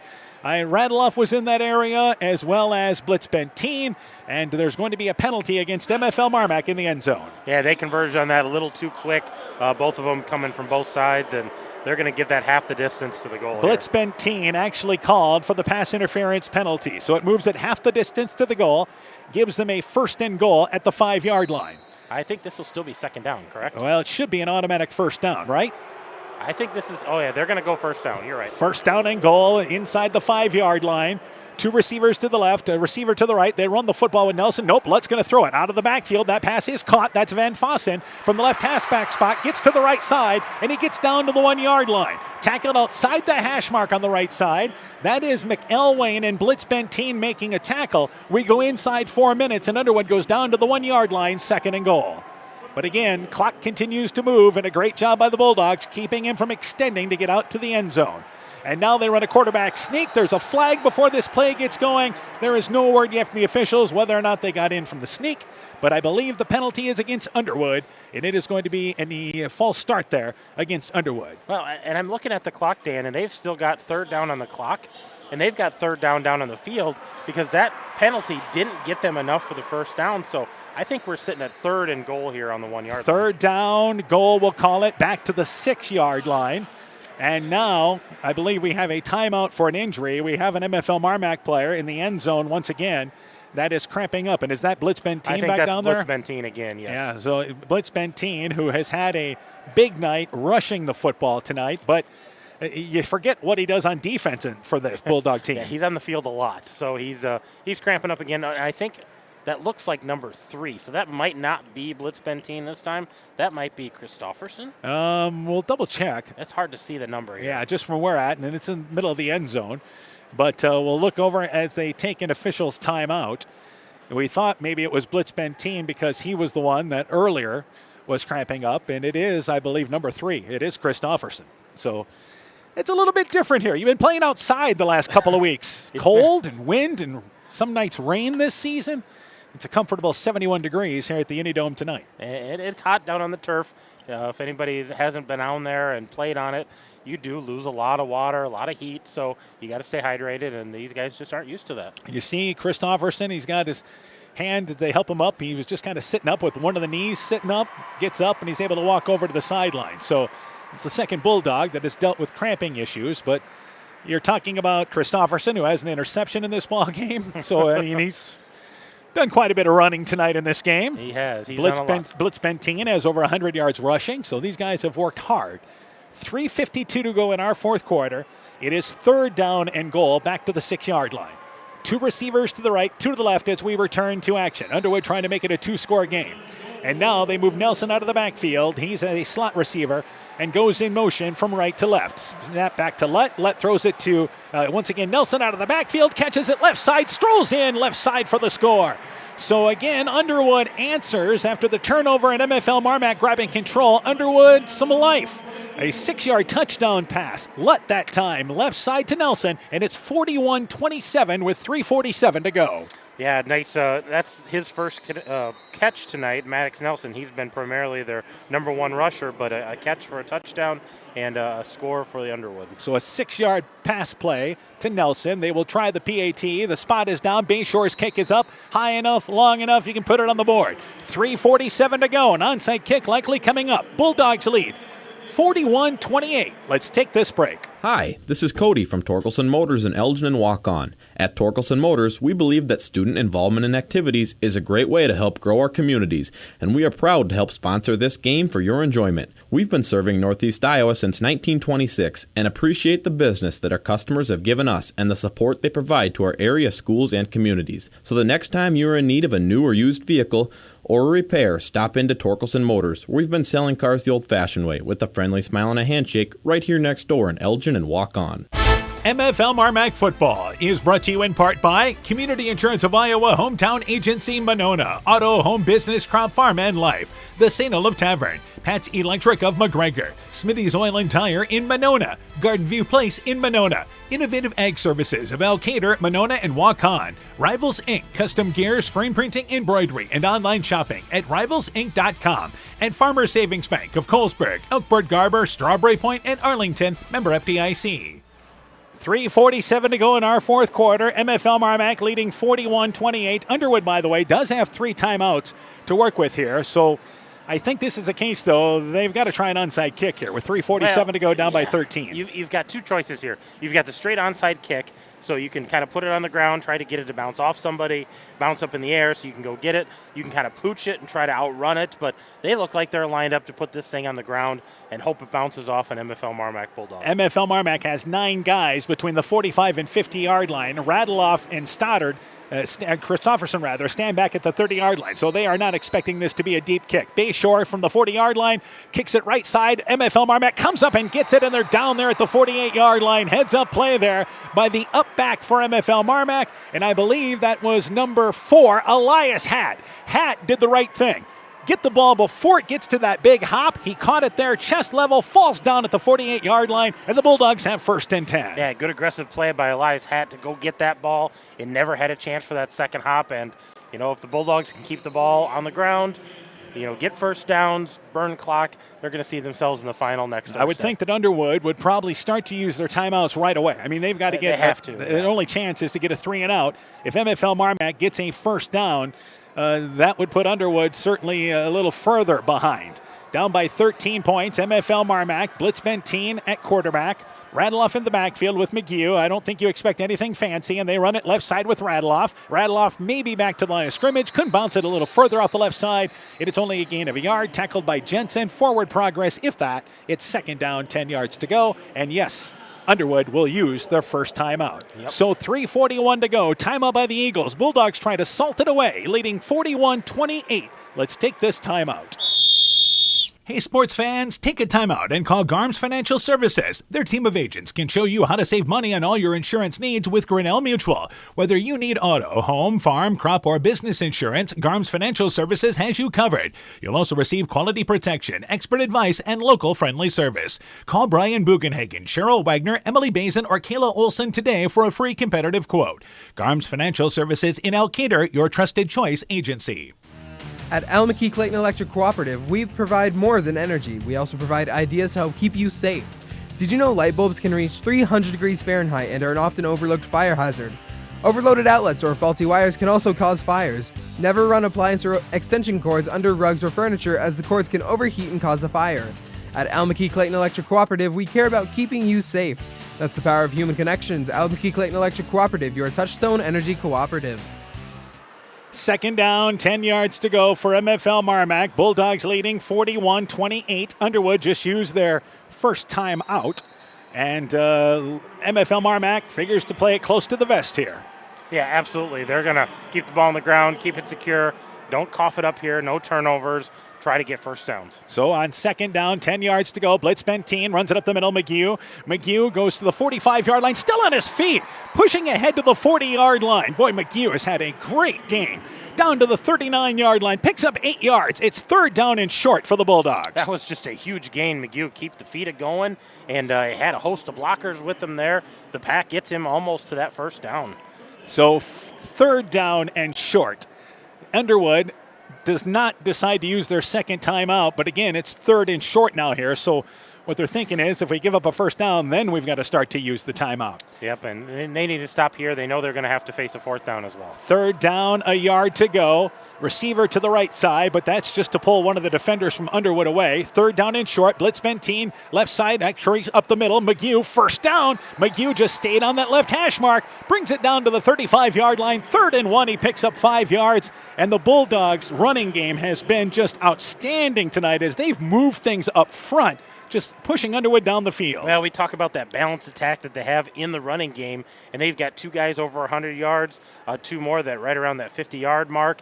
They've just been grinding away tonight, and Underwood has not had an answer on the defense. Bulldogs break the huddle. We're down to 2.5 left in our 4th quarter. Bulldogs enjoying a 41-28 lead. Winner of this ball game plays for the 1A title Thursday afternoon at 4. First down, 10 yards to go. Blitz Benteen with him under center, and he's going to keep it left side. Fake the handoff to McGee, brings it around left end, gets down to the 32-yard line, picks up 3 around left side, and Underwood will now use their second timeout with 2:17 left in the ball game. So MFL MarMac, the 4th-ranked team in Class 1A, they have been ranked in the top 5 all year long. Their only loss was a 4-point game against Sumner Fred. But this may be their most impressive performance of the season. And they've had some good ones in the playoffs They here. have. They've had some great wins and some great offensive outputs. But against this team, with the offense that they have, the high-powered balance that they have, they've been impressive. And to be able to put up this many points has been a feather in their cap. An Underwood team that was to the semifinals last year in Class 1A. They ended up losing to West Sioux, who would then lose to Grundy Center in the Class 1A title game. But an Underwood team that not only had a goal of getting back here to the Dome, but maybe getting to the title game tonight. Yeah, absolutely. They didn't come here just to get here. They wanted to get here to get to the title game. they didn't realize that MFL MarMac had that same plan, and they executed well. Yeah, this is a team that has had some great success in the 10 years under their head coach. And for MFL MarMac, what a run it's been since 2019, huh? Yeah, they've had some close calls of almost getting here. They finally got here, and they kind of had that sigh of relief. And then the refocus this week, get back after it. We're going down here to win a game, and they're going to get another chance at another game. Underwood has one timeout. Bulldogs still have one timeout, but they're not concerned about that right now. Just getting another first down and then take to the victory formation. Double wing set, second down, 7 yards to go from the 32-yard line. And they send Radloff in motion. Jet sweep. He gets the handoff right side, and he tries to cut up field. He'll get short of the 30-yard line, try to bring it around right end, but Underwood defensed it well. And Underwood uses their final timeout with 2:11 left in our fourth quarter. It'll be third down and 6 yards to go. So even if MFL MarMac doesn't get a first down here, they will run easily another 40 seconds off the clock with 2:11 to go. Yeah, they'll get a couple more plays off here if they don't get the first down on third. I'm sure they go for it on fourth, and they're just going to keep running that clock. And Underwood may get this ball back with, 45 seconds, a minute or so to play, but they're not going to have enough time. I think this is going to be a tall order for them to try to get 2 scores. Difference of this ball game, the second half. I mean, MFL MarMac forcing 3 turnovers and scoring off each turnover. Yeah, every one of those turned into points, and they didn't even blink when Wyatt Powell went down and got hurt in that first half. They just kept on chugging and refocused at halftime and came out, and they were just a great defensive team. And the offense showed up today as well. Yeah, this Underwood team, their offense is good as advertised. I mean, they're going to put up 28 points in this ball game tonight and come up short. Yeah. You would have thought maybe, put up 28 points and hold MFL MarMac to 3 scores at the most and win a ball game. And MFL MarMac's offense had other things to say today. So after the timeout, 2:11 to go, MFL MarMac has third down, 6 yards to go from the 31-yard line. They continue with McGew in the backfield along with Radloff. McGew has had a ton of carries this second half. Third down, 6 yards to go. Blitz Benteen under center. Runs it up the middle. McGew first down, and McGew breaks inside the 20-yard line, and that's going to close the deal. Why not let McGew finish it off? Plows up the middle. 7-yard gain. First and 10 for the Bulldogs. They can go to the victory formation. Yep, that was a nice carry there from McGew. He's been the workhorse tonight, that's for sure. Let's go through the totals for McGew. He has rushed for 5 touchdowns in this game. Yeah, 5 touchdowns. He's got 24 carries right now, 140 yards. So, and much of that coming in the second half. Yeah, about half of it, over half of it in the second half. And again, they really had to lean on McGew more because of the injury to Powell. 1:45 to go. MFL MarMac comes up under center here. Again, they can just take a step back and take a knee if they want, but they may run it. First down, 10 yards to go. They're going to run a play. Left side it is Radloff. Radloff goes inside the 15-yard line, gets down to the 13-yard line, 90 seconds and counting in our fourth quarter. So Grundy Center will be the next in line for MFL MarMac. A team that has won 25 in a row, the defending Class 1A champion. Another tall task for the Bulldogs, but they've stepped up to every challenge this year. Moving up a class last year and just battling things. They're up for this challenge. They're ready. It's second down, 4 yards to go. 6-yard pickup by Radloff. Inside 1 minute left here in our fourth quarter. Bulldogs still line up like they're just going to continue to run the ball, and why not? You've been successful with it all night long. Second down, 4 yards to go. Blitz Benteen under center, goes up the middle. McGew hit at the line of scrimmage. It'll be no gain. It'll be third down, and MFL MarMac will only have to take 1 snap. And the Bulldogs, their first ever trip to the Dome, a joyous one. Yeah, they're gonna enjoy this one. The faithful who are still here are enjoying it already, and all those listening back home, I'm sure, are enjoying it as well. And they're going to make plans for next Thursday afternoon. Game time, 4 o'clock. We'll start the countdown to kickoff at 3:30 here from the Unidome in Cedar Falls. Audio only on KCTN FM 100 and KCTN.com. Bulldogs will have to take 1 more snap to put this game to an end. And it will be Blitz Benteen coming up to the line of scrimmage as where play clock is down at 2, and Blitz Benteen snaps the football. He's going to run it up the middle with Radloff. Radloff left side, 10-yard line, tackled there, and the game has come to an end. For MFL MarMac, their first trip to the Dome is a joyous one. The MFL MarMac Bulldogs are going to play for the Class 1A title. What a performance tonight. They forced 3 second-half turnovers, and MFL MarMac pulls away from second-ranked Underwood. The Bulldogs heading to the title game, winning 41-28. That's your final score. With the win, MFL MarMac 11-1, Underwood closes the season with a record of 10-2. We'll take a break. When we return, game stats, coaching interviews coming up. Your post-game show is on the way. You're listening to MFL MarMac Playoff Football from KCTN Sports. When making up a to-do list, don't forget to include servicing your car at Edie's AC Delco Service Center in Garnavillo. Your car should have the best care, and Edie's will make sure of it. Stop in or call 964-2186 to make an appointment. Tires worn out? Well, Edie's can replace them. Need a tow? Call Edie's at 964-2186. Kay, Lynn, and Todd invite you to stop by and fill your car's tank with fuel at Edie's AC Delco Service Center in Garnavillo. Edie's open 7 a.m. Mondays through Saturdays. Alpine Communications believes connected communities become thriving communities. We are the local telephone company that became a 21st century communications provider. Alpine provides internet, television, cellular, security, and telephone too. We promise personal, timely, reliable service from people who live here. When you choose us, we all thrive. Connect with Alpine Communications today. Click alpinecom.net or call 563-245-4000. Hi, Justin Birdnow here from Birdnow Chevrolet of Monona. I want to take a moment to extend a heartfelt thank you to all of our incredible customers and the amazing local athletes who have shown us unwavering support over the years. Just like you, we're all about the winning edge. That's why it's our goal for our customers to feel like they have scored big when they leave our dealership. Stop by today or visit us online at birdnowmonona.com. And remember, you have to get to our place. You'll love the way we treat you. Strawberry Building Supply offers all your building materials for residential and commercial projects. Whether you're building from the ground up, remodeling your home, or a weekend project, we have the materials you'll need. We are an authorized Milwaukee dealer for all your Milwaukee tools. Strawberry Building Supply also has everything you'll need for your pets and livestock. Stop into Strawberry Building Supply today at 413 West Mission Street, Strawberry Point, or call 563-933-4579. Mom, yeah, put that on my to-do list. There is more and more on my to-do list every day. I can hardly keep up, and I have to make sure everyone is paid. But who has time for the bills? You know who can help with that? Who? Elkader Tax and Bookkeeping. They not only do taxes, but specialize in bookkeeping services as well. Has your to-do list gotten too long? Want help? Give Elkader Tax and Bookkeeping a call at 563-245-2154. Epic Wear. Get personalized clothing for your school, your team, family, friends, business, or any event. Epic Wear has a huge range of customizable apparel, trophies, and awards, and they offer free design help or design your own apparel at getepicwear.com. And you can even set up a free web store for your fundraiser. Make sure to check out the selection of Bulldog Spirit Wear and Iowa-themed items at the Monona location. Epic Wear, located in downtown Monona and Waukon. Call 563-539-2300 to place your order today. While out and about, don't find yourself stuck at the side of the road. At Underwood Auto and Tire, our trained technicians work on all autos, trucks, semis, and heavy duties. We offer premier alignment service and DOT inspections and carry all major lines of tires.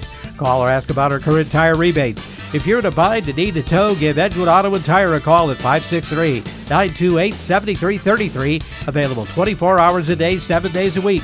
We offer a mobile tire repair service to get you back up and going, either on your farm or on the road. MFL MarMac Football is brought to you in part by Vorwald Enterprises, Inc. in Monona, Conoco Floor Covering in Monona, Ashbecker Building Supplies in Rossville, Bruins and James Insurance, your Grinnell Mutual Agent in Monona, Culligan Water Conditioning in Elkader, and by Meyer Collision and Service Center in Guttenberg. Welcome back to the Unidome in Cedar Falls. MFL MarMac will play for the Class 1A title, and they will take on Grundy Center, 4 o'clock on Thursday here, November 16th at the Unidome in Cedar Falls. Our countdown to kickoff will begin at 3:30. Game time is at 4 o'clock. I'm joined by Aaron Hamann. MFL MarMac gets 5 touchdowns for Quinn McGew, but it was a two-headed monster running the football for them tonight. Let's go to the totals. Actually, 3 guys involved with big numbers. There's a lot of guys with big numbers. We'll start with McGew. He had 25 carries, 140 yards, 5 touchdowns, 11, 2, 2, 4, and then that 35-yarder. Wyatt Powell, before he got hurt, 5 carries, 42 yards. Blitzbentine, the other big carrier tonight, 15 carries, 157 yards. Bryce Radloff, 16 carries, 70 yards. They had 61 carries, 409 yards of offense on the ground. In the air, Blitzbentine was 2 of 6, 14 yards, both of those to Brandon Christofferson, those both receptions. He also had that interception. So 423 yards of offense for the Bulldogs tonight against this very talented Underwood team. Underwood led 13-7 in the first quarter, and then MFL MarMac almost just kind of forced the will. I mean, up front, because that second quarter, Underwood only had one possession, and MFL MarMac set the tone, started to control the line of scrimmage there, and you rushed for over 400 yards of the ball game. That is imposing. That's something that every team has to take a second look at and go, 400 yards is a lot of yards. Well, how are we going to stop them? Who are we going to stop? Let's go to the totals now, continuing. For Underwood, Garrett Lutt led the way, throwing the ball 19 of 34. He had 2 touchdowns, 1 of 9, 1 of 60. He also had those 2 interceptions. He had 283 yards in the air. Mason Boothby, his number 1 target, 5 catches, 183 yards. He had the 2 receiving touchdowns. Josh Ravlin, 6 receptions, 47 yards. Van Fossen had 5 catches, 30 yards. Easton Robertson had 2 catches for 16 yards. And Nelson had 1 catch for 6 yards. That was also a touchdown. On the ground, Maddox Nelson, 15 carries, 53 yards. Graham Jensen, the 1 carry for 6 yards. That was a touchdown as well. So they were 16 of 59 on the ground. Total yards for them tonight was 342. Bulk of those throwing yards in that fourth quarter. Yeah, Underwood had the type of game offensively we thought they'd have. But the difference is MFL MarMac was able to slow them down running the football. It's a team that had been so balanced. They had, and to give up only 59 yards on the ground, forcing them to be one-dimensional, and then getting those turnovers on top of that was huge. So again, Underwood took their opening drive, and let's talk about, first off, Underwood and their receiver, their outstanding receiver there in Mason Boothby, who had the great game, but he had a big reception in the opening drive, and he had a number of big receptions. He did. He had a reception of 40 yards. He had a reception of 70 yards. He had another 60 yards. I mean, all his receptions were big. 5 catches, 183 yards, a 66-yard touchdown, a 9-yard touchdown. He was a weapon, and they used him well, but they had a lot of guys involved in the throwing game. He was their number 1 target. Yeah, they had 4 plays in the opening drive and led 6-0, and you're like, welcome to the Unidome for MFL MarMac, because all of a sudden Underwood hits you with a knockout punch to start this ball game. But the Bulldogs responded with an impressive drive. McGew scored his first touchdown on an 11-yard run. They went up 7-6. Underwood responded. They had another impressive drive. Jensen scored on a 5-yard run. It was 13-7. Underwood was in the lead at the end of 1. That would be their last lead of the game. As MFL MarMac scored on the next drive, they dominated the second quarter. McGew had 2 touchdown runs in the second quarter. Bulldogs had the ball twice and scored both times. Underwood had the ball once and bogged down on downs. McGew had 2 2-yard touchdown runs, and the Bulldogs led 21-13 at the half. But a key play to start the third quarter, it was MFL MarMac with a pick 6 by Bryce Radeloff, a 34-yard interception return, which put the Bulldogs up by 2 scores, and that seemed to put them at a distance at that point. Yeah, that 34-yard run, that pick 6 was just huge, and he had nothing but green when he picked that off. I think the other thing is Christofferson's interception later on was just a frustration for Lutt, because that was a beautiful pass, and Christofferson played it perfectly to pick that off. So after it was 28-13, Underwood responded. They had a 66-yard pass play, Boothby from Lutt. They got the 2-point conversion, so it's 28-21. We went to the fourth quarter with MFL MarMac up 28-21. But again, the Bulldogs forced a fumble. They would later finish with McGew scoring on a 4-yard run. That was after the hit by Blitz Benteen at the 30-yard line. Then MFL MarMac, the next possession, got an interception from Christofferson. They went 70-plus yards on that drive. And McGew with his 5th touchdown on a 35-yard run. They missed the first PAT of the fourth quarter on a botched snap, but they made the next PAT, and at that point, it was 41-21. MFL MarMac is in the lead, and then Underwood scored on a late touchdown, Lutt to Nelson with about 3.5 to go, and MFL MarMac, it's only appropriate the offense able to finish off this game here, because they were not stopped since early in the ball game offensively. No, they had a punt in the third quarter. Right. That was the only time they were really stopped. They had to kick it away, but they were just powerful all night long. So kudos to them. We continue our post-game show here, and we're going to let Coach Dan Anderson catch his breath for a moment there. As our post-game show begins, we're joined by Coach Dan Anderson. Coach, again, congratulations on this win. Hey, thanks. Big win for the Dogs. All right, do you need to catch your breath anymore? Yeah, a little bit. It's a long ways up here. After you're, yeah. Jeez, I think you need an elevator to get you all in here. We're not young anymore, are we? No, not me. First off here, let's talk about this ball game, because they gave you a knockout punch to start the ball game. You fell down 6-0, but man, your kids responded. Yeah, physical football wins, man. There's a lot of people out there that don't believe in wing T. Well, when you rush for 400 yards, you make a lot of believers out of that. So obviously, let's talk about the guys up front. Let's start there, because your offensive line dominated things up front. Oh, they opened some big old holes. Hey, you know what? And Underwood knew we were going to run the ball. It's no secret, you know. Every team knows what we want to do. We just do it well. And those linemen, Schulte and Avery, Howes, Gordo and Deal, those 5 guys up front, open up some big holes. And Coach Pomeranian made some really good calls, kept them on their toes all day. Let's start with Quinn McGee. 5 touchdowns, 140 yards. You had to lean on him tonight a little bit more. Yeah, we had to lean on him because Powell went out with an injury, and that just shows the resilience of our kids. And, the great thing is Powell was there on the sidelines cheering him on. And, that was important to have him still there, giving those guys confidence. And, they did a great job in his absence. All right, let's get an injury update on Wyatt Powell. I don't know. I don't know. It's elbow. I don't know what it is. Hyperextended. He's going to go to the doctor and get it checked out. But, he was still there cheering us on. I don't know.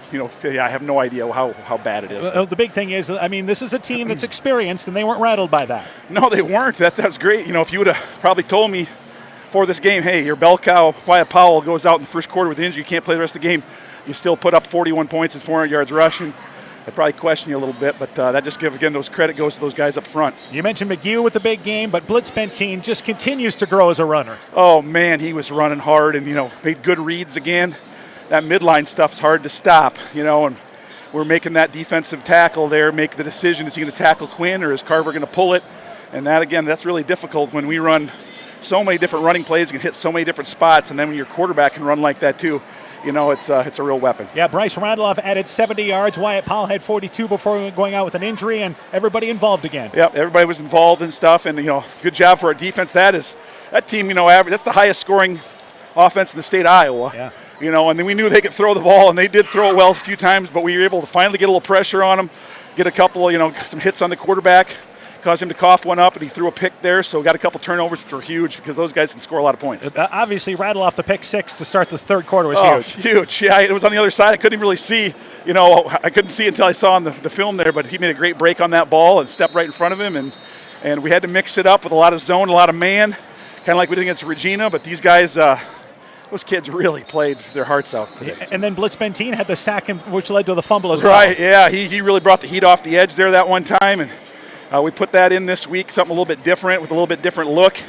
And, when Carver blitzes, he brings it too. He's not just a quarterback. When he blitzes, there's a guy assigned to block him, but he just kind of goes right through him. And then he put a good hard hit on that quarterback, coughed it up, and so we got a few turnovers, and that was the difference in the game. Brandon Christofferson also had an interception. It was a nifty catch there and double coverage. Yeah, I couldn't tell who came down with it. I was just excited when I thought maybe the guy caught it. It was double coverage, and Brandon was able to rip it out of his hands and got the football. So great job to him. A call, you guys went for it, 4th and 2, 4th and 3 at your own 42-yard line, and you guys have had that mindset, haven't you?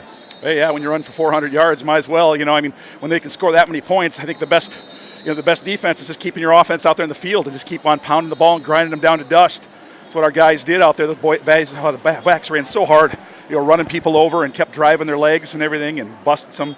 And we had those guys guessing the whole game. They didn't know where the ball was going. Good fakes. When you mentioned this type of offense, this is a team that is balanced in offense, but you really took away their running game. Yeah, we did. Well, we have all year. I don't think the only team that's run for over 100 yards against all year was, I think, New Hampton, and Powell didn't play in that game. And, of course, that's what they do. They run the ball well. But otherwise, our running defense has just been lights out all year. All right, Grundy Center. What do you know about them? Oh, I don't know. They're only, they've been at the state finals, 5 straight years now, and they were returning state champions, and we played them back in 19, and they're the team that knocked us out, so I guess it's payback time. Well, the big thing is you got the opportunity, and you figure your kids will bring everything. Oh, they will. Well, yeah, don't count the dogs out, man. We're going to be coming down here again next week, and it's great to play another week of football. It's great. We didn't want to turn our gear in yet. There's no place like Dome. That's right. Thanks, guys. We'll talk to you Thursday. Good luck to you guys. All right, thanks. MFL MarMac football coach, once again, Dan Anderson, talking things over about his Bulldog team victorious by a final score of 41-21. We'll take a break. When we return, we'll wrap things up. Post-game show concludes. You're listening to MFL MarMac playoff football from KCTN Sports. Wilkie's in Elkader is Iowa's oldest family-owned grocery store. You'll find Wilkie's 2 blocks south of the Keystone Bridge in historic downtown Elkader. Stop in and enroll for a Wilkie's reward card and receive points every time you shop. Then log on to their website at wilkiesgrocery.com to view the weekly specials, check out your reward points, make out a shopping list, and more. Wilkie's in Elkader, open Monday through Saturday, 8 a.m. till 7 p.m. Scooter's Coffee in Manchester offers a variety of coffees, smoothies, blenders, and breakfast food products served all day long. Scooter's Coffee offers fast and friendly service, too. In a hurry? Use the Scooter's Coffee app to order, pay, and earn rewards. Simply stop at the drive-thru window and pick up your order. Scooter's Coffee is open Monday through Saturday, 5:30 a.m. till 8 p.m. and Sunday, 6 a.m. till 8 p.m. We look forward to seeing you at Scooter's Coffee in Manchester. MFL MarMac football is brought to you in part by Sincerely Yours Interiors by K in Monona, Fisk Farm and Home in Monona, Cresco, and Decorah, Clayton County Recycling in Monona, Myers Auto Service in Monona, TJ's Pizza in Monona and Claremont, Thompson Construction and Monona Overhead Door, LTI & Sons Water Conditioning, your Connecticut dealer in Postville, and by Car Auto Group, online at karautogroup.com. This is KCTN, Garnavillo, Elkader, Iowa. Welcome back to the Unidome in Cedar Falls. MFL MarMac victorious by a final score of 41-21. They will play for the Class 1A title next Thursday afternoon at 4 o'clock, November 16th. Our countdown to kickoff begins at 3:30. Game time is at 4 o'clock. MFL MarMac wins by a final score of 41-21. I'm joined here by Coach Aaron Hamann. And Coach, first off tonight, MFL MarMac offensively over 400 yards rushing, defensively forcing 3 second-half turnovers. Yeah, that was the difference in the ball game. There is their will. You know, you heard Coach Anderson talk about we wanted to impose our will, and that was running the football, and that was taking away the run for Underwood and forcing them to be one-dimensional throwing the ball. And I think they accomplished that goal. And I think everyone here who's watching who isn't familiar with MFL MarMac football went, these guys are real. I mean, they can physically get after it and do what they want to do out there, and they're going to be a tough out next week against Grundy Center for the title. Yeah, for Underwood, you closed the season with a record of 10-2. Your only loss before tonight was to Van Meter. We mentioned that a couple of times. Van Meter's in the semifinals in Class 2A. You lost by a touchdown. This is the type of loss that doesn't happen very often to a powerhouse like Underwood, who, by the way, will be back. Oh, yeah, absolutely. The quarterback we talked about so much is only a sophomore. They had a couple of guys that played so hard on the defensive end, or sophomores, juniors. So they've got a lot of guys coming back. Definitely, heartbreaking for those seniors for Underwood, but the seniors on the other side for MFL MarMac get to play another week of football. Coach Anderson's excited. He gets to prep for another week and make another trip down here. And you figure Grundy Center is, again, the top team. Grundy Center played Dyke New Hartford twice. They beat them by a touchdown the first time, then beat them 40-0. So, again, every team they've played the second time, they've manhandled. Columbus, they beat by a touchdown during the season, then blew them out today, 42-7. Grundy Center beat Columbus. It's a monumental task coming up on Thursday night, but MFL MarMac feels like they've got every opportunity to win that ball game. This is where they've wanted to be. They've wanted to be here for years. They wanted to get to Dome. Then it was like, okay, if we get to the Dome, let's not just get there. Let's win a game at the Dome. And now they're against a really good team in Grundy Center, and I don't think they would have it any other way. They want a big challenge. They want to have to go earn it, and Grundy Center is going to make them earn it. And again, we'll have the live audio for you on KCTN FM 100, also on KCTN.com, audio only. You can also catch us on the KCTN app as well. We'll see you next Thursday. That sound like that working to your schedule? Well, I'll have to take a day off, but it's worth it to come watch the championship in Northeast Iowa. So again, the countdown to kickoff begins at 3:30. Game time is at 4 o'clock Thursday. MFL MarMac and Grundy Center here on KCTN FM 100. Again, MFL MarMac victorious, winning by a final score of 41-28.